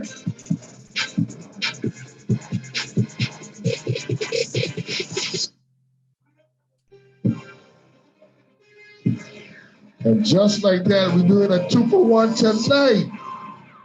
Good evening. Once again, it's your boy, Russ Sills. We have alongside Buju, it's the bar. The Buju and Russ Sports Talk Show coming to you live each and every Friday night. We're going to talk about sports. Of course, we're going to talk about our Falcons. But again, we got a lot to talk about, especially with the Kyrie Irving new situation in hand. But anyway, man, appreciate y'all transforming from Dr. Yamelsa interview on the JMO Talk Show. Now we at the bar. What you drinking? I'm drinking some water. I'm gonna be drinking water for the next 21 days. Buju, what you drinking? Next 21 days. What kind Yeah, of? I'm fasting, man. I'm fasting. I'm drinking. Huh? You on the Kanye fast? Kanye on the fast? Yeah, more than a damn fast. What he talking about? You know what I'm saying? Kanye say he going on a 30-day fast. Okay, well, I'm just doing 21 days, man. I'm doing good. I ain't drink no soda. I ain't drink no beer, no wine, nothing. I don't know what I'm gonna do tomorrow. Tomorrow's my mom's birthday. So we probably might be celebrating, doing a toast. So I might backslide. But, you might backslide. Okay. Yeah, I go backslide, but don't shame me. Don't shame me. It's for a good cause. It's for a good cause. Yeah, If you see me get out of hand, just kind of tap me on the side and say, hey, bro, 21 days and I'm going to stop. You know what I'm saying? Mommy is always a good cause. Yeah, okay. But anyway, man, it was a great interview with Dr. Yami, but we here tonight, man. Buju, what's popping, man? Look, if you've been following the Buju and Russ Sports Talk Show, right? Buju started off with a Colts shirt. He had a Colts Colts shirt. He started off the first show with a Colts. Yes, I'm gonna hit him. He started off with a Colts shirt, and that Colts shirt was he missed his boy Matt Ryan. You know what I'm saying? That's what it was. Yeah, that's what it was. It was Matt Ryan. Then the second show, I can't remember what he had on. Mind you now, this is our 9th week. Okay, this is week 9, so this is 9th week we're doing this here. So he transitioned him from the Colts shirt to his office shirt. Now you see him wearing red. You see what I'm saying? Now he have his background. The first show was tropical. We was at the beach, palm trees, everything. Yeah. Now you see he representing. That's what I'm talking about. You home. Welcome home. Welcome home, Buju. Wait. It's almost like you're trying to call me a bandwagon fan. What's going on here? Nah. I'm just saying, like, I know we upset. I know you're upset that your boy Matt Ryan went. But you see, if y'all been following us, I told y'all so, man. Matt Ryan, he's benched for the rest of the season. And it's only week 9. It's only week 9, and he already benched from week 8. I told y'all this man is trash. He's trash. I've been saying it from 2012. Buju, me and Buju will always bump head. He gonna say, nah, he wasn't trash. Yes, Matt Ryan was trash. The Indiana Colts saw that it was a bad trade, bad investment. They said, look, man, we're gonna pay you your money, but you gotta sit your ass down. Pretty much. No, but that's the thing. You have the information wrong. They don't want to pay him. So what? That's why they don't want to pay him. That's why they sat him down. Right. But remember we paying half of his salary this year. He's off the books come next year. Him and Julio Jones. Yeah, but he had some incentives. He had some markers, some guarantees. Yeah. So they sat him. So they don't have to pay those. Explain a little bit about that so our listeners can understand what we're talking about. Okay, so Matt Ryan, I'm gonna let Buju explain. But Matt Ryan, he's no longer in the NFL right now. I'm gonna let Buju explain why. He's in the NFL. He's gonna be with a clipboard and a microphone, one of them headphones on his head for the rest of the season. I told y'all, man. He's in the NFL, but he's not going to play on the team. He had an injury clause or injury guarantee marker. I want to say it was like $8 million or $10 million or something like that. And basically, it was in there that if he got injured, he would get a guarantee. So the day when he had like a slight shoulder injury, they used that as an excuse to bench him. And pretty much was like, yeah, we can't afford for you to get injured and then have to pay you this extra money. So that's pretty much why he got benched. So pretty much it was a bad investment. Pretty much. It was a bad investment. They made an investment. They thought that Matt Ryan was the one QB away from taking them to the Super Bowl. Pretty much. Well, he did worse than what the guy named Andrew Luck. Angela quit on them. He quit on them. Yeah. Matt Ryan didn't quit on them, but he pretty much have a bum ass shoulder. He can't throw the ball no probably 5 yards. That, you know what I'm saying? It was a bad investment. Call it what it is, Buju. Call it what it is. Bad investment. Hey, y'all, man. Listen, Mariota, he's not the next thing since sliced bread. All Mariota got to do is don't throw no interceptions, don't fumble the ball, and we have a better chance than what we was last year with Matt Ryan. We have a better chance. If we had Matt Ryan right now with a 4-4 record, we would have been probably 1-5. I don't agree with you. 4-4, but that's 1-7. We would probably would have been 1-7. I don't agree, but okay. We would have been 1-7. Okay, 2-6. But we definitely would not have been 4-4. And those 2 games that we lost, I would say that we had a chance. We had a good chance of beating them teams. We could have been 6-3, 6-2. Sorry, yeah, with Mariota, yeah. So anyway, before we're not going to talk about the Falcons anymore. Not till after the picks when we do our picks. But let's get into something that is serious. That is on the list. That is trending on the top of the list right now. Kyrie Irving.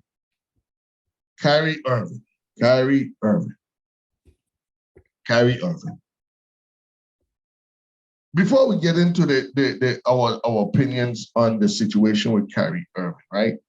And I got a lot of inboxes, and I appreciate my peeps, hitting me up on the messenger, texting me, and some people saying, just leave it alone, Russ. You're right. We understand what you're trying to say. Leave it alone. Some people are saying, Russ, you're changing your tongue. We look at you on your social media platform was kind of controversial. Not controversial in a bad way, but controversial meaning like I'm picking people's brains, pissing people off because you're speaking the truth. We don't see that anymore. Some people say, Russ, leave it alone. You don't even say, no, this is bigger than what you're talking about. Leave it alone. So those are some of the things that I was getting text messenger from. No one wasn't being nasty or very disrespectful. But I just want to say is, before we get into it, what Kyrie Irving is trying to do, I kind of understand for the most part. He's pro-Black, pretty much. I have my opinion on that. Okay, we're gonna get into yours, but he's talking as pro-Black. My problem with Kyrie is not what you're saying, is where you're saying it at. I'm trying to say is this, and it's nothing about me being a house nigga, excuse my language, or whatever. I'm just saying is, you cannot spit, slap, shit on the people that is paying your bills. You cannot do that. They're not going to accept that. What I'm trying to say, Buju, is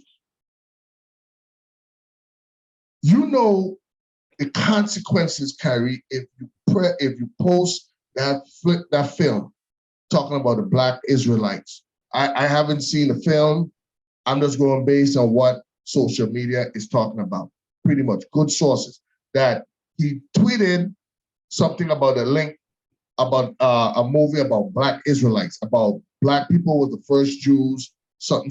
I don't know what it stands for, what the movie stands for. It was a negative show or bad show in a part where Black people talking bad about white people. I don't know nothing about the movie or whatever, but pretty much my thing is this here. You as a professional, you Kyrie Irving, that you know that if you post this here, it's gonna be consequences.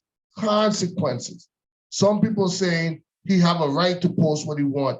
He wasn't playing, it wasn't on basketball time. etc. But you are a celebrity. You are a face on this in society. People pay big money to arenas to see you. You work for a company. You represent the Brooklyn Nets.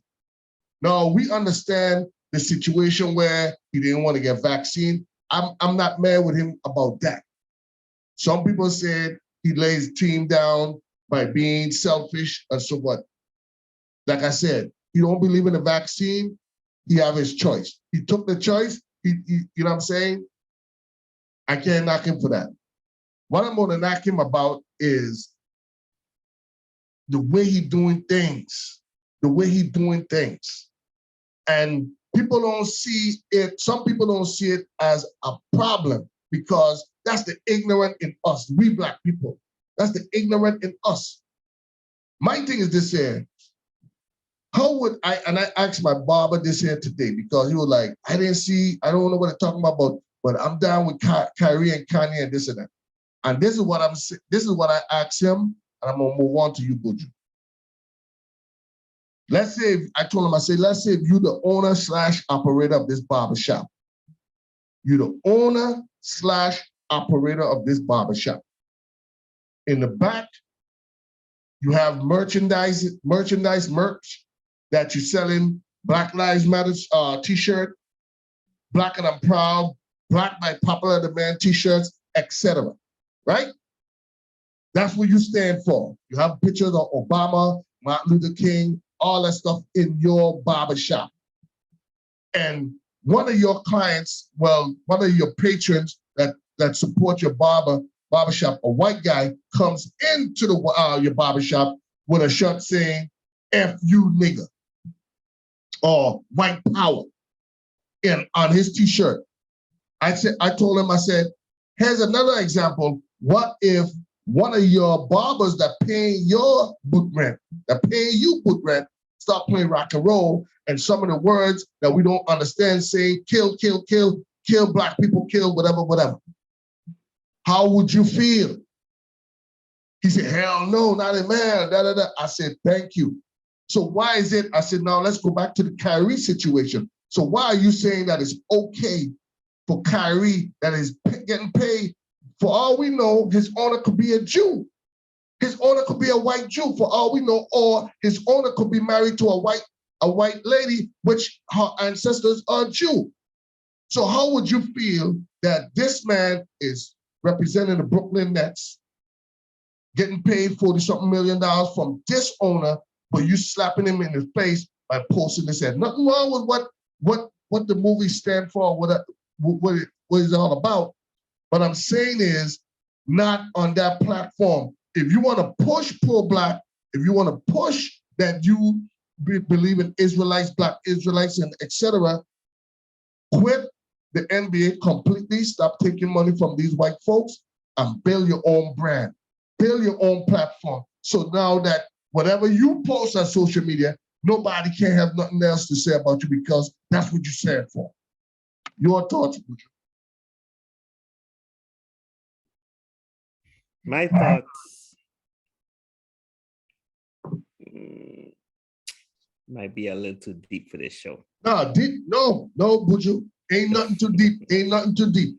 Ain't nothing too deep. My first thing is I need to understand. I didn't really do much research on the movie or what he said or what he posted or what have you. So I really don't have a thought on his particular action, Kyrie's particular action. Okay. However, I do agree that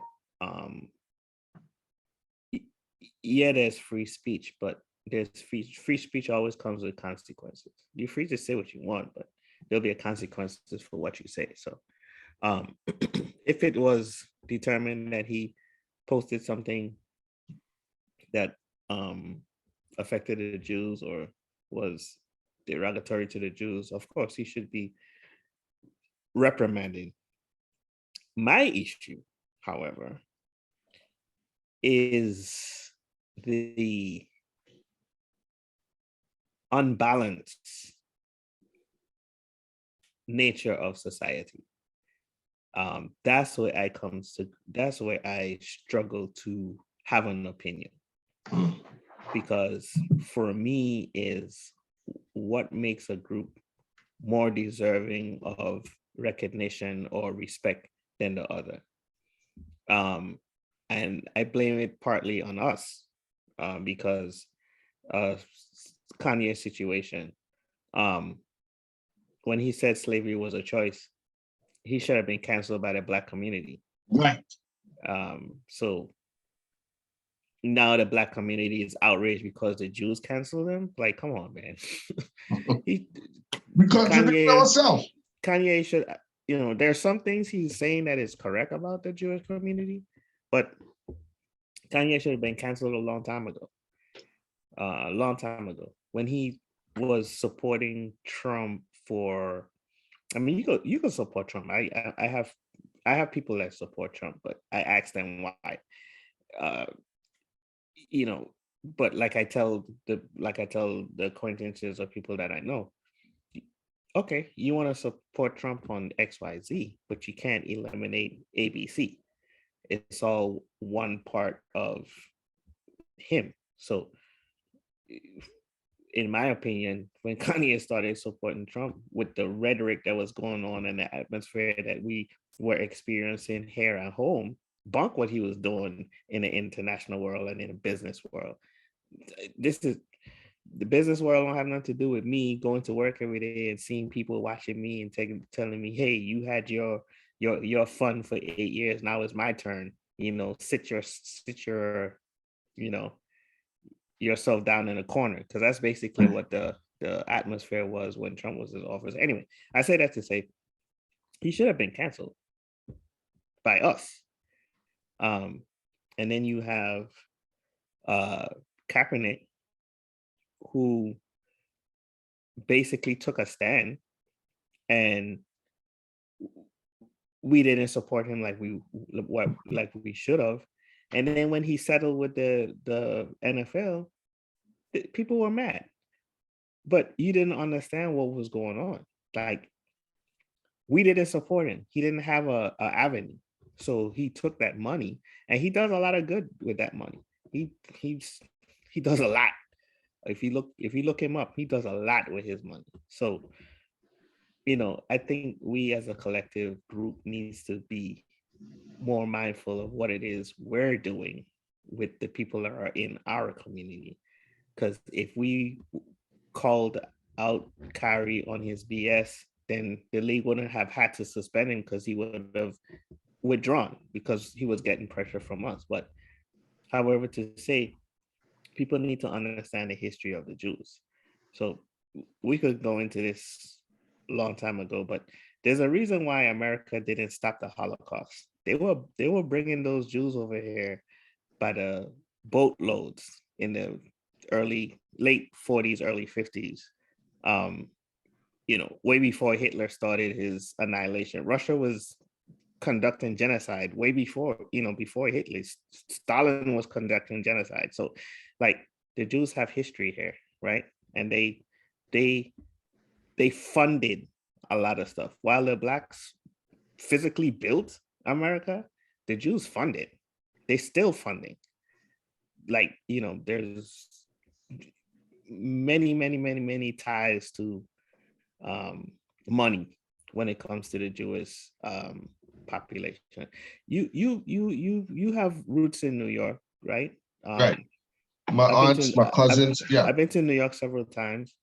The Jewish community is heavy. You walk into a Jewish community, they have their own ambulance, their own police force, their own EMS, fire station, politicians.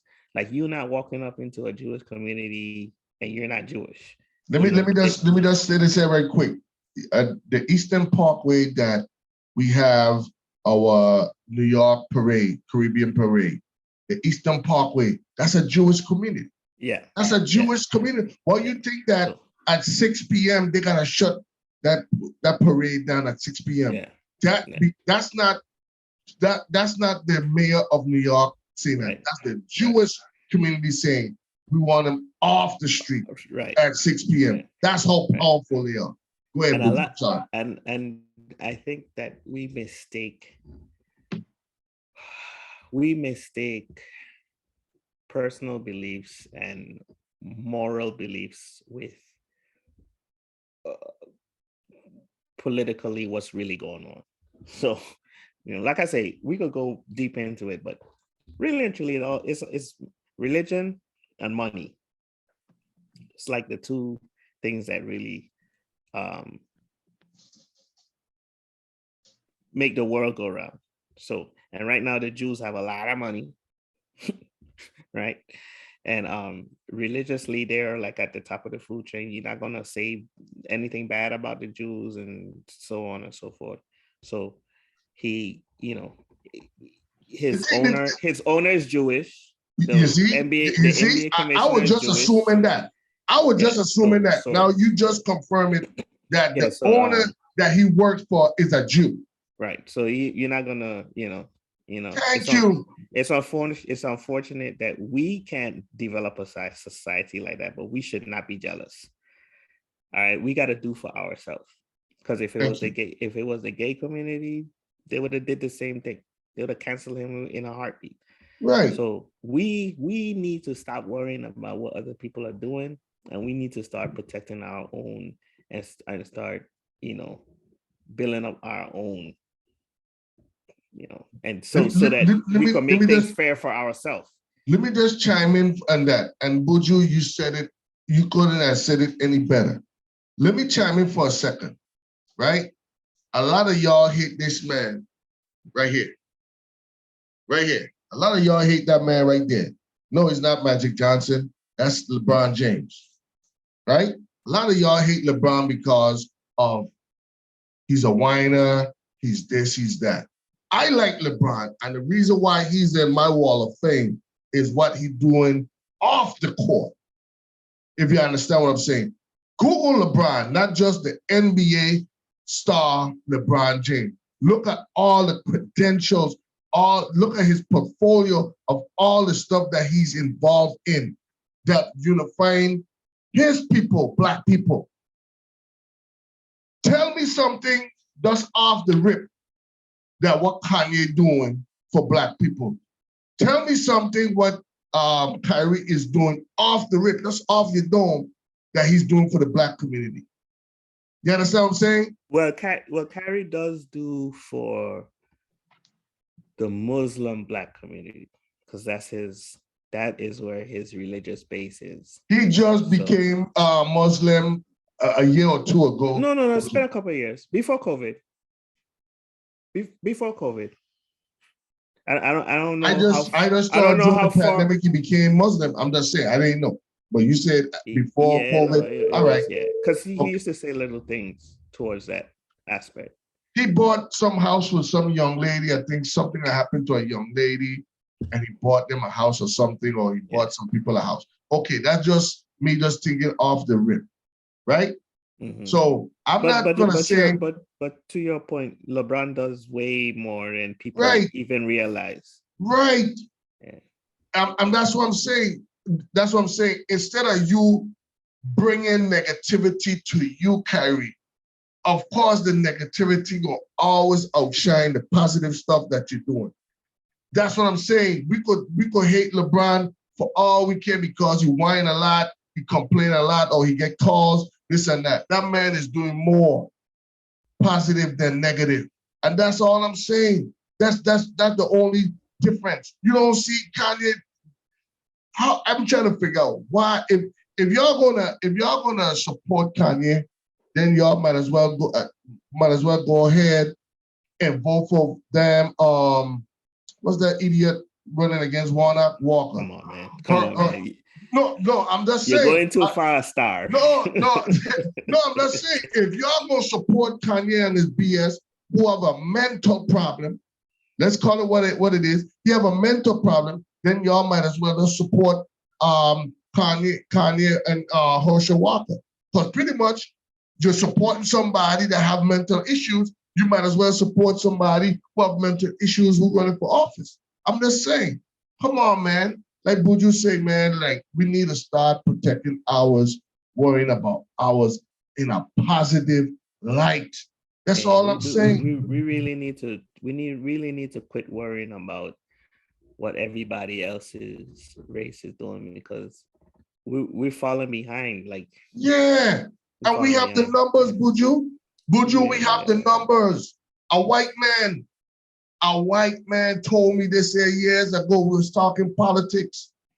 And he was honest as can be. He said the biggest scare that his race have is that Black people have the numbers and they don't even know it. He said that's our biggest fear. A white man told me that. Divide and conquer, and they continue to divide us. He said that with his own mouth. He said that's their biggest fear, that we have the numbers and we don't even know it. And that's why they continue to do the things to us. Yeah. I can't punch the man or be mad for the man. I needed to hear that. And that's what I'm trying to tell y'all. We have no leader, man. We have no leader. We have no, we need a leader, because the ingrained society of us dividing each other is very, very real. So, yeah. And so that, you see, that's why I don't that's why I stick to myself, because I don't really believe in all of that. Listen there, I had to blackmail Buju just to come back on social media, man. So yes, he's telling the truth. You gotta, okay. Like, I was reading an article the other day, and Jay-Z apparently is talking to Bezos about trying to grab a NFL team. And instead of the people like trying to support that venture, they were just like, not like, Bezos don't need Jay-Z. That means Jay-Z don't have that much money. Like, I don't understand. I don't understand. You have a bunch of owners, right, that their franchises are in the family. Meaning, if mommy and daddy dies, it goes to son. So potentially you have teams that will never be for sale. Like, you think the Steelers gonna ever be for sale? No. They're gonna stay in that Rooney family. Cowboys. The Cowboys. The Patriots. The Lakers. That's right, because Dr. Bus already died. Yeah. And the Raiders, Al Davis. Al Davis' son is who running the show.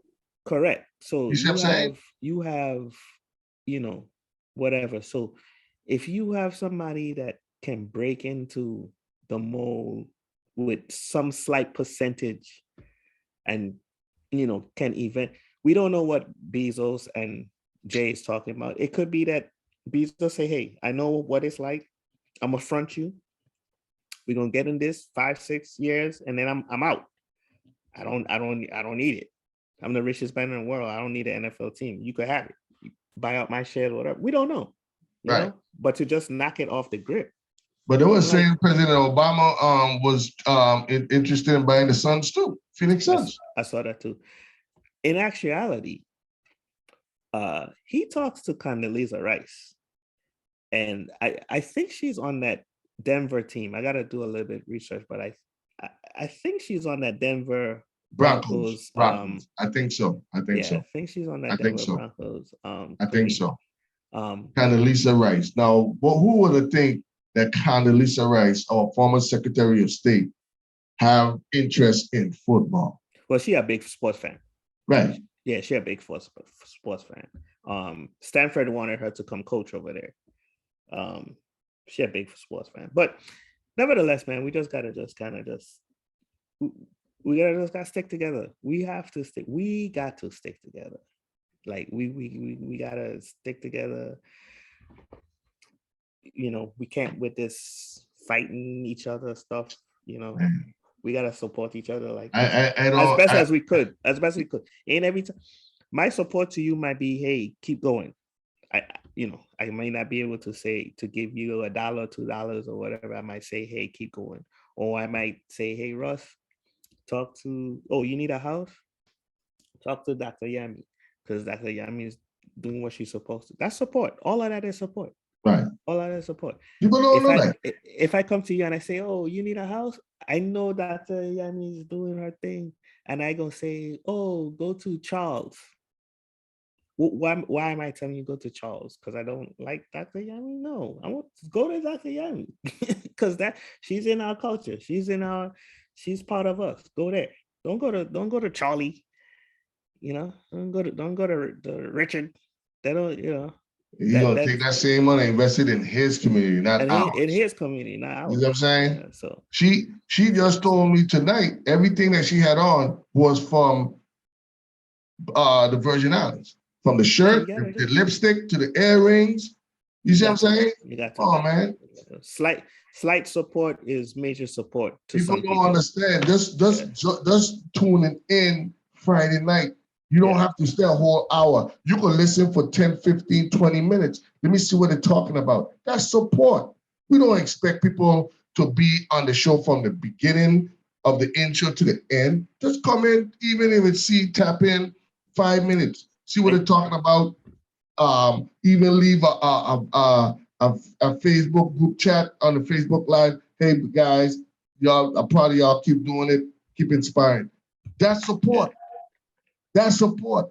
You don't have to just, you know what I mean? Come on.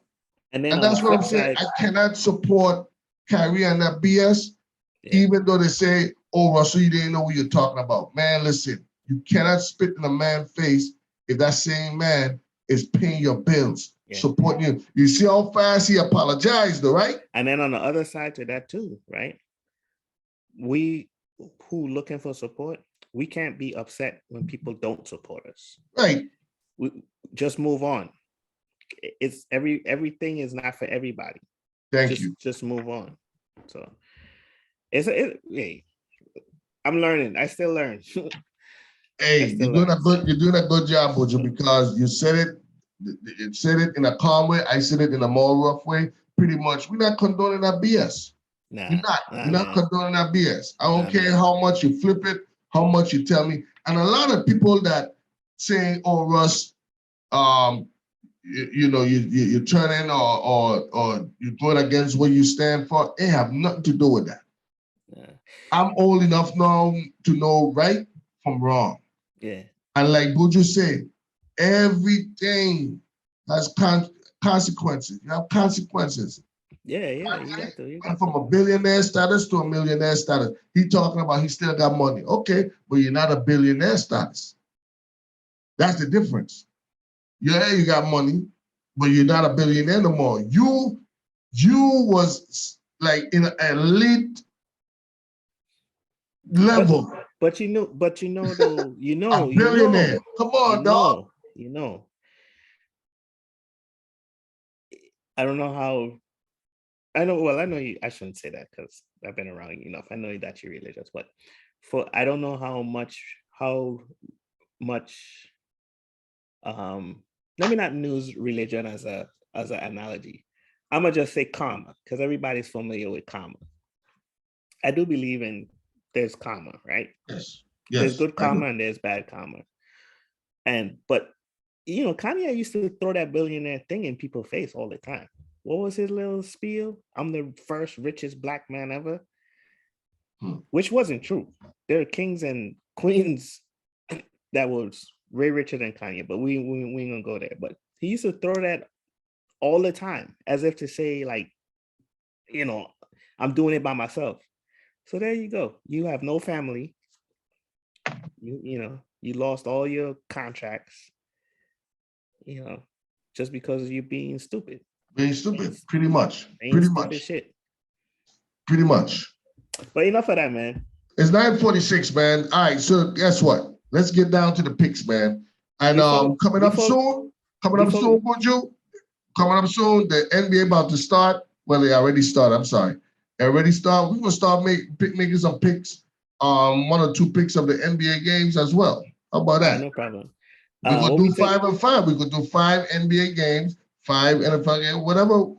But What we thinking Yeah. about that Georgia game tomorrow? Who you got? That's big. That's a big game. So that's I was I was having a discussion that I think the committee really just I think it was You saying that they put Georgia as number 3?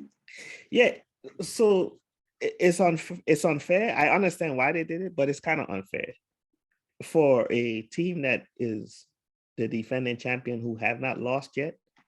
They should be ranked 1. Listen, Nick Saban would I never do Nick Saban that. They Never. don't want to do it. They Should never be do no Nick Saban that. ifs, ands, or buts about If Nick Saban was 8-0, they would have never put him third place. They would have put him in second place. They would have never do Nick Saban. It shouldn't have been no ifs, ands, or buts about. And that's why Georgia should have that chip on the shoulder. I hope so. And take it as a disrespect. And I so. hope Kirby Smart is amping them boys up in the locker room saying we're gonna act professional. However, when you get in that field, we're gonna be dogs. Yeah. We're gonna be dogs looking for blood. I hope so. I'm telling you, I hope that's the mentality or the game scheme that he coming with tomorrow, because that's a slap in the face. I said, you're gonna put Ohio State, Tennessee over Georgia? Tennessee wasn't even ranked. I don't think they were ranked. Just because they beat Alabama, you gonna put them as number 1? But they beat out. Alabama beat themselves. Right, and it wasn't no blowout. How much it was by a touch field goal, right? Or something like that. Yeah, something like that. Right. Okay, but check this out. And they were going back and forth. They were going back and forth for a long time. Right. You remember the game with Missouri when Missouri almost beat us, but we beat them. The Yankees from first place put Alabama first place. Yeah, remember that? Yeah. And then Alabama struggled with who was that team they struggled LSU? with? Didn't they struggle with LSU? It was LSU. What was the game? I know they struggled with is it Ole Miss or Mississippi State? Might have been Ole Miss. One of those teams they struggled with. I'm gonna look it up right quick. And then they even lost. They lost the game. No, they play LSU this weekend. Yeah, they play LSU this weekend. But let me go before we go to this thing. Let me see if I can get teams. I'm gonna tell you the game that they struggle with, because I watched that game as well. Hold on. I'm on ESPN.com. Let me see. I'm gonna give you, and then we're gonna start the picks right quick. It was a game that I watched. So they Texas. Yes. They struggled against Texas. Yes. That's the game. Steve Sarkisian. Yes. Yeah. That's the game. Yeah. And then they Texas almost beat them. Texas almost beat them. They lost to Tennessee 52-49. Right. And you're gonna put Tennessee beat Alabama by 3, and then you're gonna yank them to number 1. I hope Kirby Smart both. I hope it's a blowout. Yeah. They're gonna amp that game up all they want just for ratings. I hope Kirby Smart don't make it a game. Blow them out. Because that's disrespectful. That's disrespectful. Yeah, that's disrespectful. But anyway, let me pull up this they had to beat Pitt, and it took overtime to beat Pitt. They beat Florida by 5, where Georgia blew out Florida. Thank you. They beat Alabama by 3. Go to Tennessee. What that's what I'm at Tennessee, yeah. Okay. What was their blowout game that actually put them in the top 5? Who did they blow out? Any ranking teams? Well, I think Florida and LSU were ranked at the time. Florida and LSU were ranked at the time when they beat them. Did it beat Michigan? Did it beat Oklahoma? Yeah, no. I really don't agree with. Right, that's what I'm saying. But then we all know why they did it. They're just doing it for ratings. You know what I'm saying? But Ohio State, Missouri was the only team that we struggled with. Again. They blew out everybody else. Thank you. Out everybody else. Out of here, man. Get out of here. But anyway, because you see, if they lose tomorrow, if Georgia lose tomorrow, they don't get to play for the SEC championship because Tennessee and Georgia are on the same side. So who's on the other side that we're gonna play? It'll be Alabama or LSU if LSU beats Alabama. Because they're on the west, Tennessee and Georgia on the east. So whoever wins tomorrow will play in the For the SEC SEC. game. Yeah. Mm.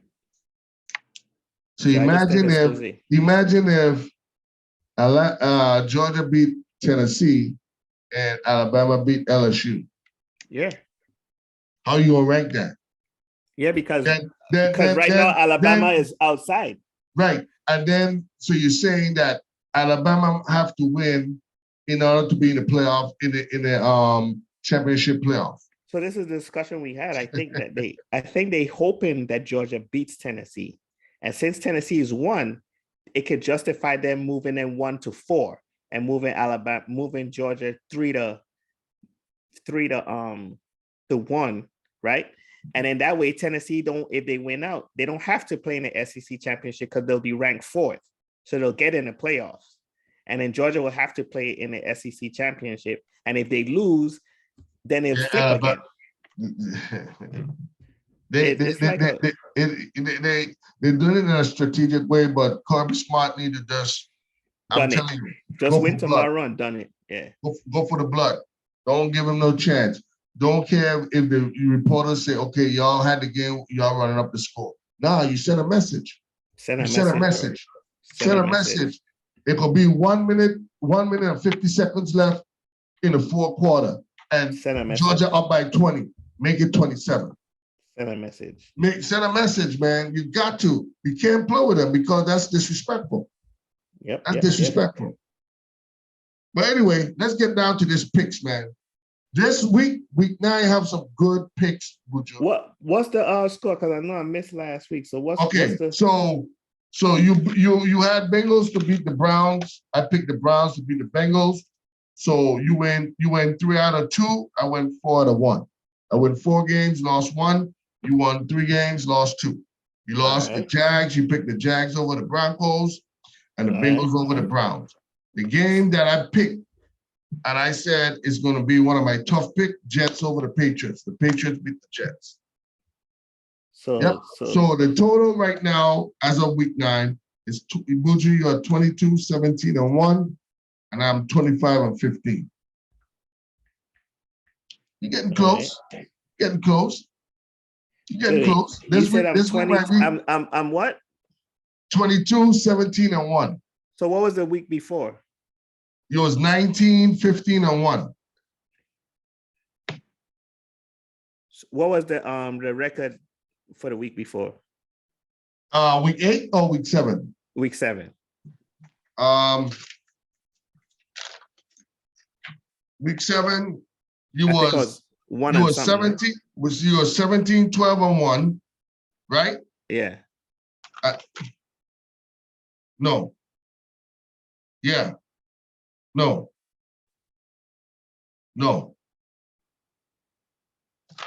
No, week 7, I should have been 2 and 3. Right. But you was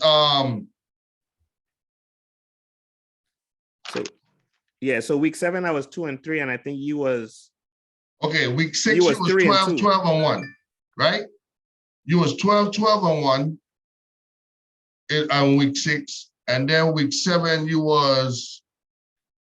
should have been, you went 2 and 3 in week 7. Okay, yeah. You should have been 14, 15, and 1. Okay.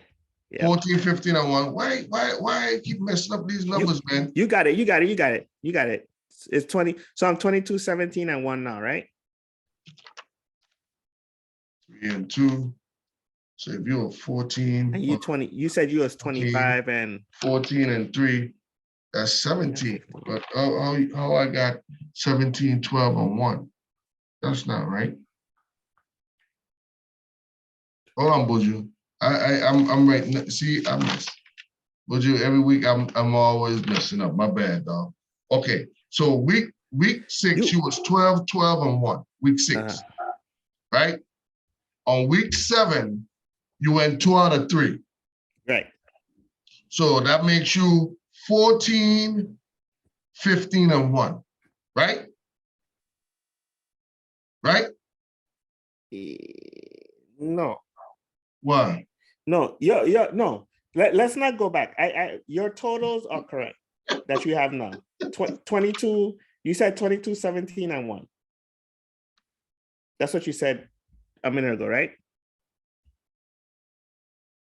Yeah, but And wait. Hold on now.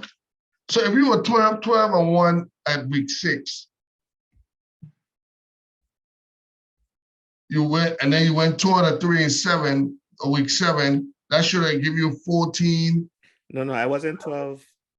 I wasn't 12. I wasn't 12, 12, and 1. I was Yeah, you was. no, I was 17. I was 17, 12, and 1. That's a week 7. No. After Yeah, that's week 7. yeah, after week 7, I was 17, 12, and 1. I mean, after week, wait, 1, 2, 3, 4, 5, 6. After week 6, I was 17, 12, and 1. And then week 7, I only went 2 and 3. So I was 19, 15 and 1. 19, 15 and 1. And then this next week I was 3 for 2. So that's 22, 17, and 1. So you're right there. I got me a week 7, 18, and 12.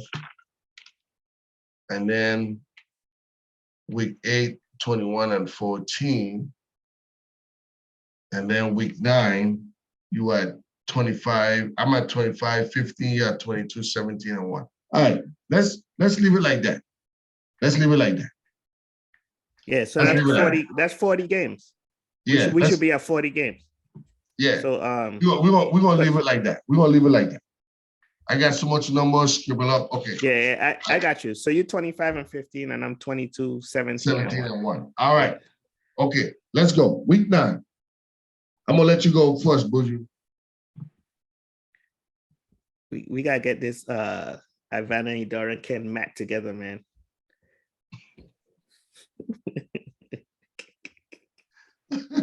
That's for talking about me and that coach jersey. You got too far, Star. Got too far. Star, you got too far, me brethren. You call out my name, Idara Ken Star. No, sir, nothing tall or so. Oh man. Hey, I'm taking my Falcons, man. You got Falcons over the Chargers? Yeah. Okay. Hey, that's a must win for us, man, because I'm telling you, if them boys win and we lose, then we in trouble. Falcons over the Chargers. But the Chargers, they got a good ass defense, yo. Good ass defense. Yeah, we've been playing good at home, so Falcons over the Chargers. All right. And then I'm taking the Dolphins on the road. Dolphins over the Bears. Okay. I'm gonna take the Patriots at home. Patriots over the Colts. Yep. Okay. Let's see. Number 4. I'm gonna take the Seahawks on the road. Seahawks, who they playing? Over the Arizona. Okay, Seahawks.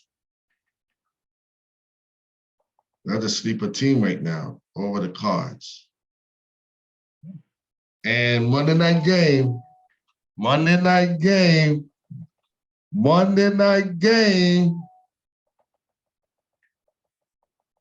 see, Monday night game. Oh, I'm taking the Ravens, man. Ravens over the Saints. And what's your number? Let's see. I'm gonna go with 47. 47? Yeah. All right. 47. Okay. All right. That was Bougie Picks. I gotta step it up, man, because you in the back door knocking. Yeah. So I'm gonna go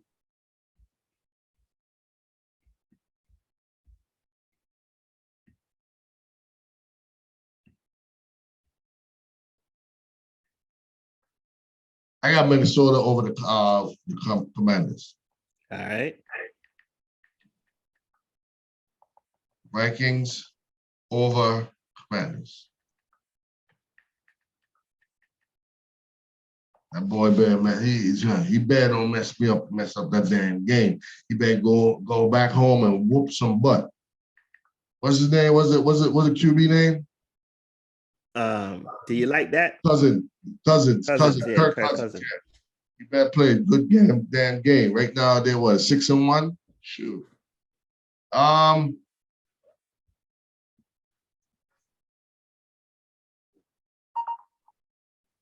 Buffalo at New York.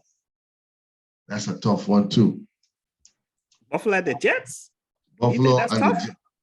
Yeah, Jets. Yeah, they're up and down, man. They don't have a secured quarterback. I don't believe in Bills. Wilson. I got Bills over the Jets. Bills over the Jets.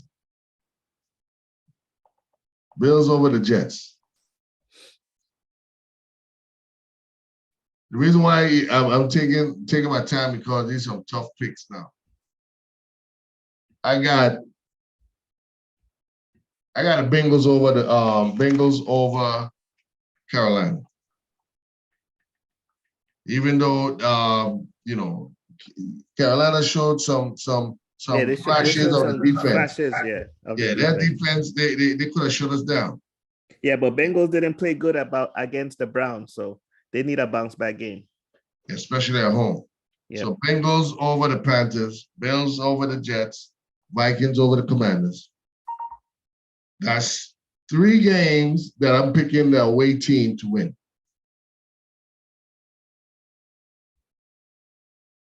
Big game.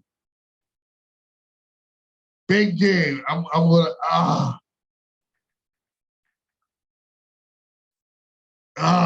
I don't want to make this pick.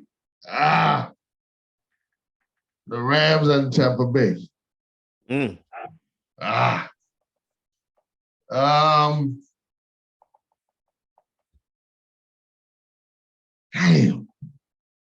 Who the Rams got as their running back? Akers. You think Tom Brady gonna lose 4 in a row? Now that his divorce is over, you might see a different Tom Brady. I think that the Rams yawning for a win. Yeah, I think that whole divorce thing was kind of weighing on his shoulders. All right, so that's my last pick. Tennessee at Kansas City. That's another big game. That's a big game. Yeah. Tennessee win 5 in a row. Kansas City at home, though.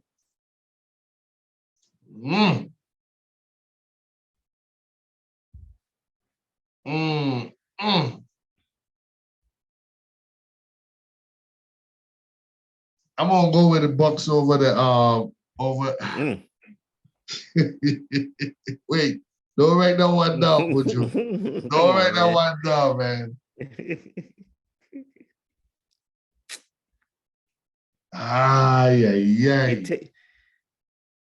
You think long, you pick wrong. Yeah, I was saying the Rams ain't look good at all, man.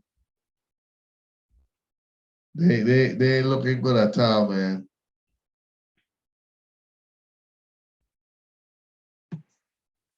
Man. I'm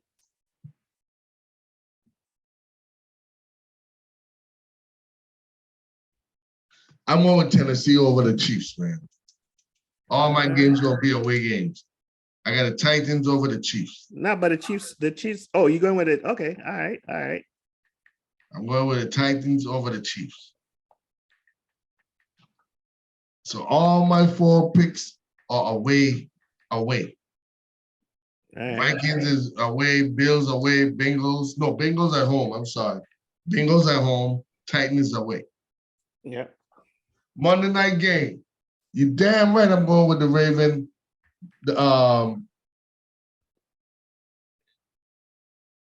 What the hell is going on here? People fighting? Yeah. I'm going with the Ravens over the Saints. What's your score? Ravens over the Saints.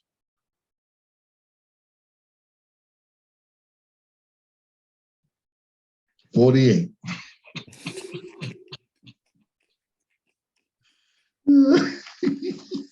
Oh boy. 48. All right. Lock and load. 48. 48 is my Lock number. and loaded. Lock and loaded. All right. So week 9 picks. Only 3 games behind, only 3 games behind. Yeah. All right. So my man got the Falcons over the Chargers, Dolphins over the Bears, Pats over the Colts, Seahawks over the Cards, Ravens over the Saints. And his number is over under is 47. Yeah. Then I got Vikings over the Commanders, Bills over the Jets, Bengals over the Panthers, Titans over the Chiefs. And I got the Ravens over the Saints. My over under is 48. There you have it. There you have it. Buju, let's see if you're going to make a difference this week. Let's see. That card Seahawks game could go anywhere. The Patriots should beat the Colts. The Dolphins should beat the Bears. Our Falcons, if we play good, we should beat. We could beat. I won't say we should. We could beat the Chargers, and the Ravens should beat the Saints. On my end, Kirk Cousins is 6-1. He should beat the damn Commanders. The Bills should beat the Jets. The Bengals should beat the Panthers. And the toughest pick is the Titans over the Jets. I'm gonna put tough pick. Yeah, that's a tough pick. That's a tough pick. Oh man. And of course, the Ravens should beat the Saints. I would say for your side, a tough pick would be Falcons over the Chargers. That's a tough pick. There you have it. Let me see what these guys saying on social media before we wrap it up. Let me see. Sean said Rams all day. He said Reed is 20-3 off the bye week. We'll see. Titans is 5-0. 5-5 they on a 5-game winning streak.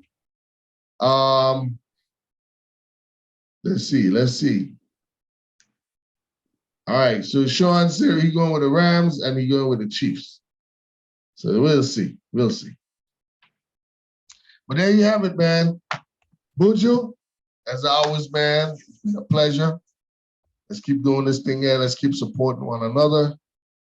And let's continue to support Black excellence.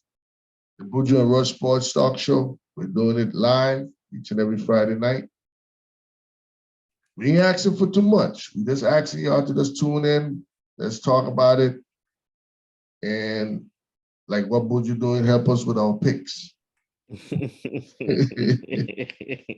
Any last words, Buju, before we go? I'm only 3 games behind. Only 3 games behind. Only 3 games behind. This might be the upset week. We're gonna see. We're gonna see. The takeover week. Takeover week. Full effect. I hear you. All right, Buju. All right, man. We take care. All right, take care, man. I'll see you. I'll talk to you. Yeah, peace. All right, peace. Here, grease, one love.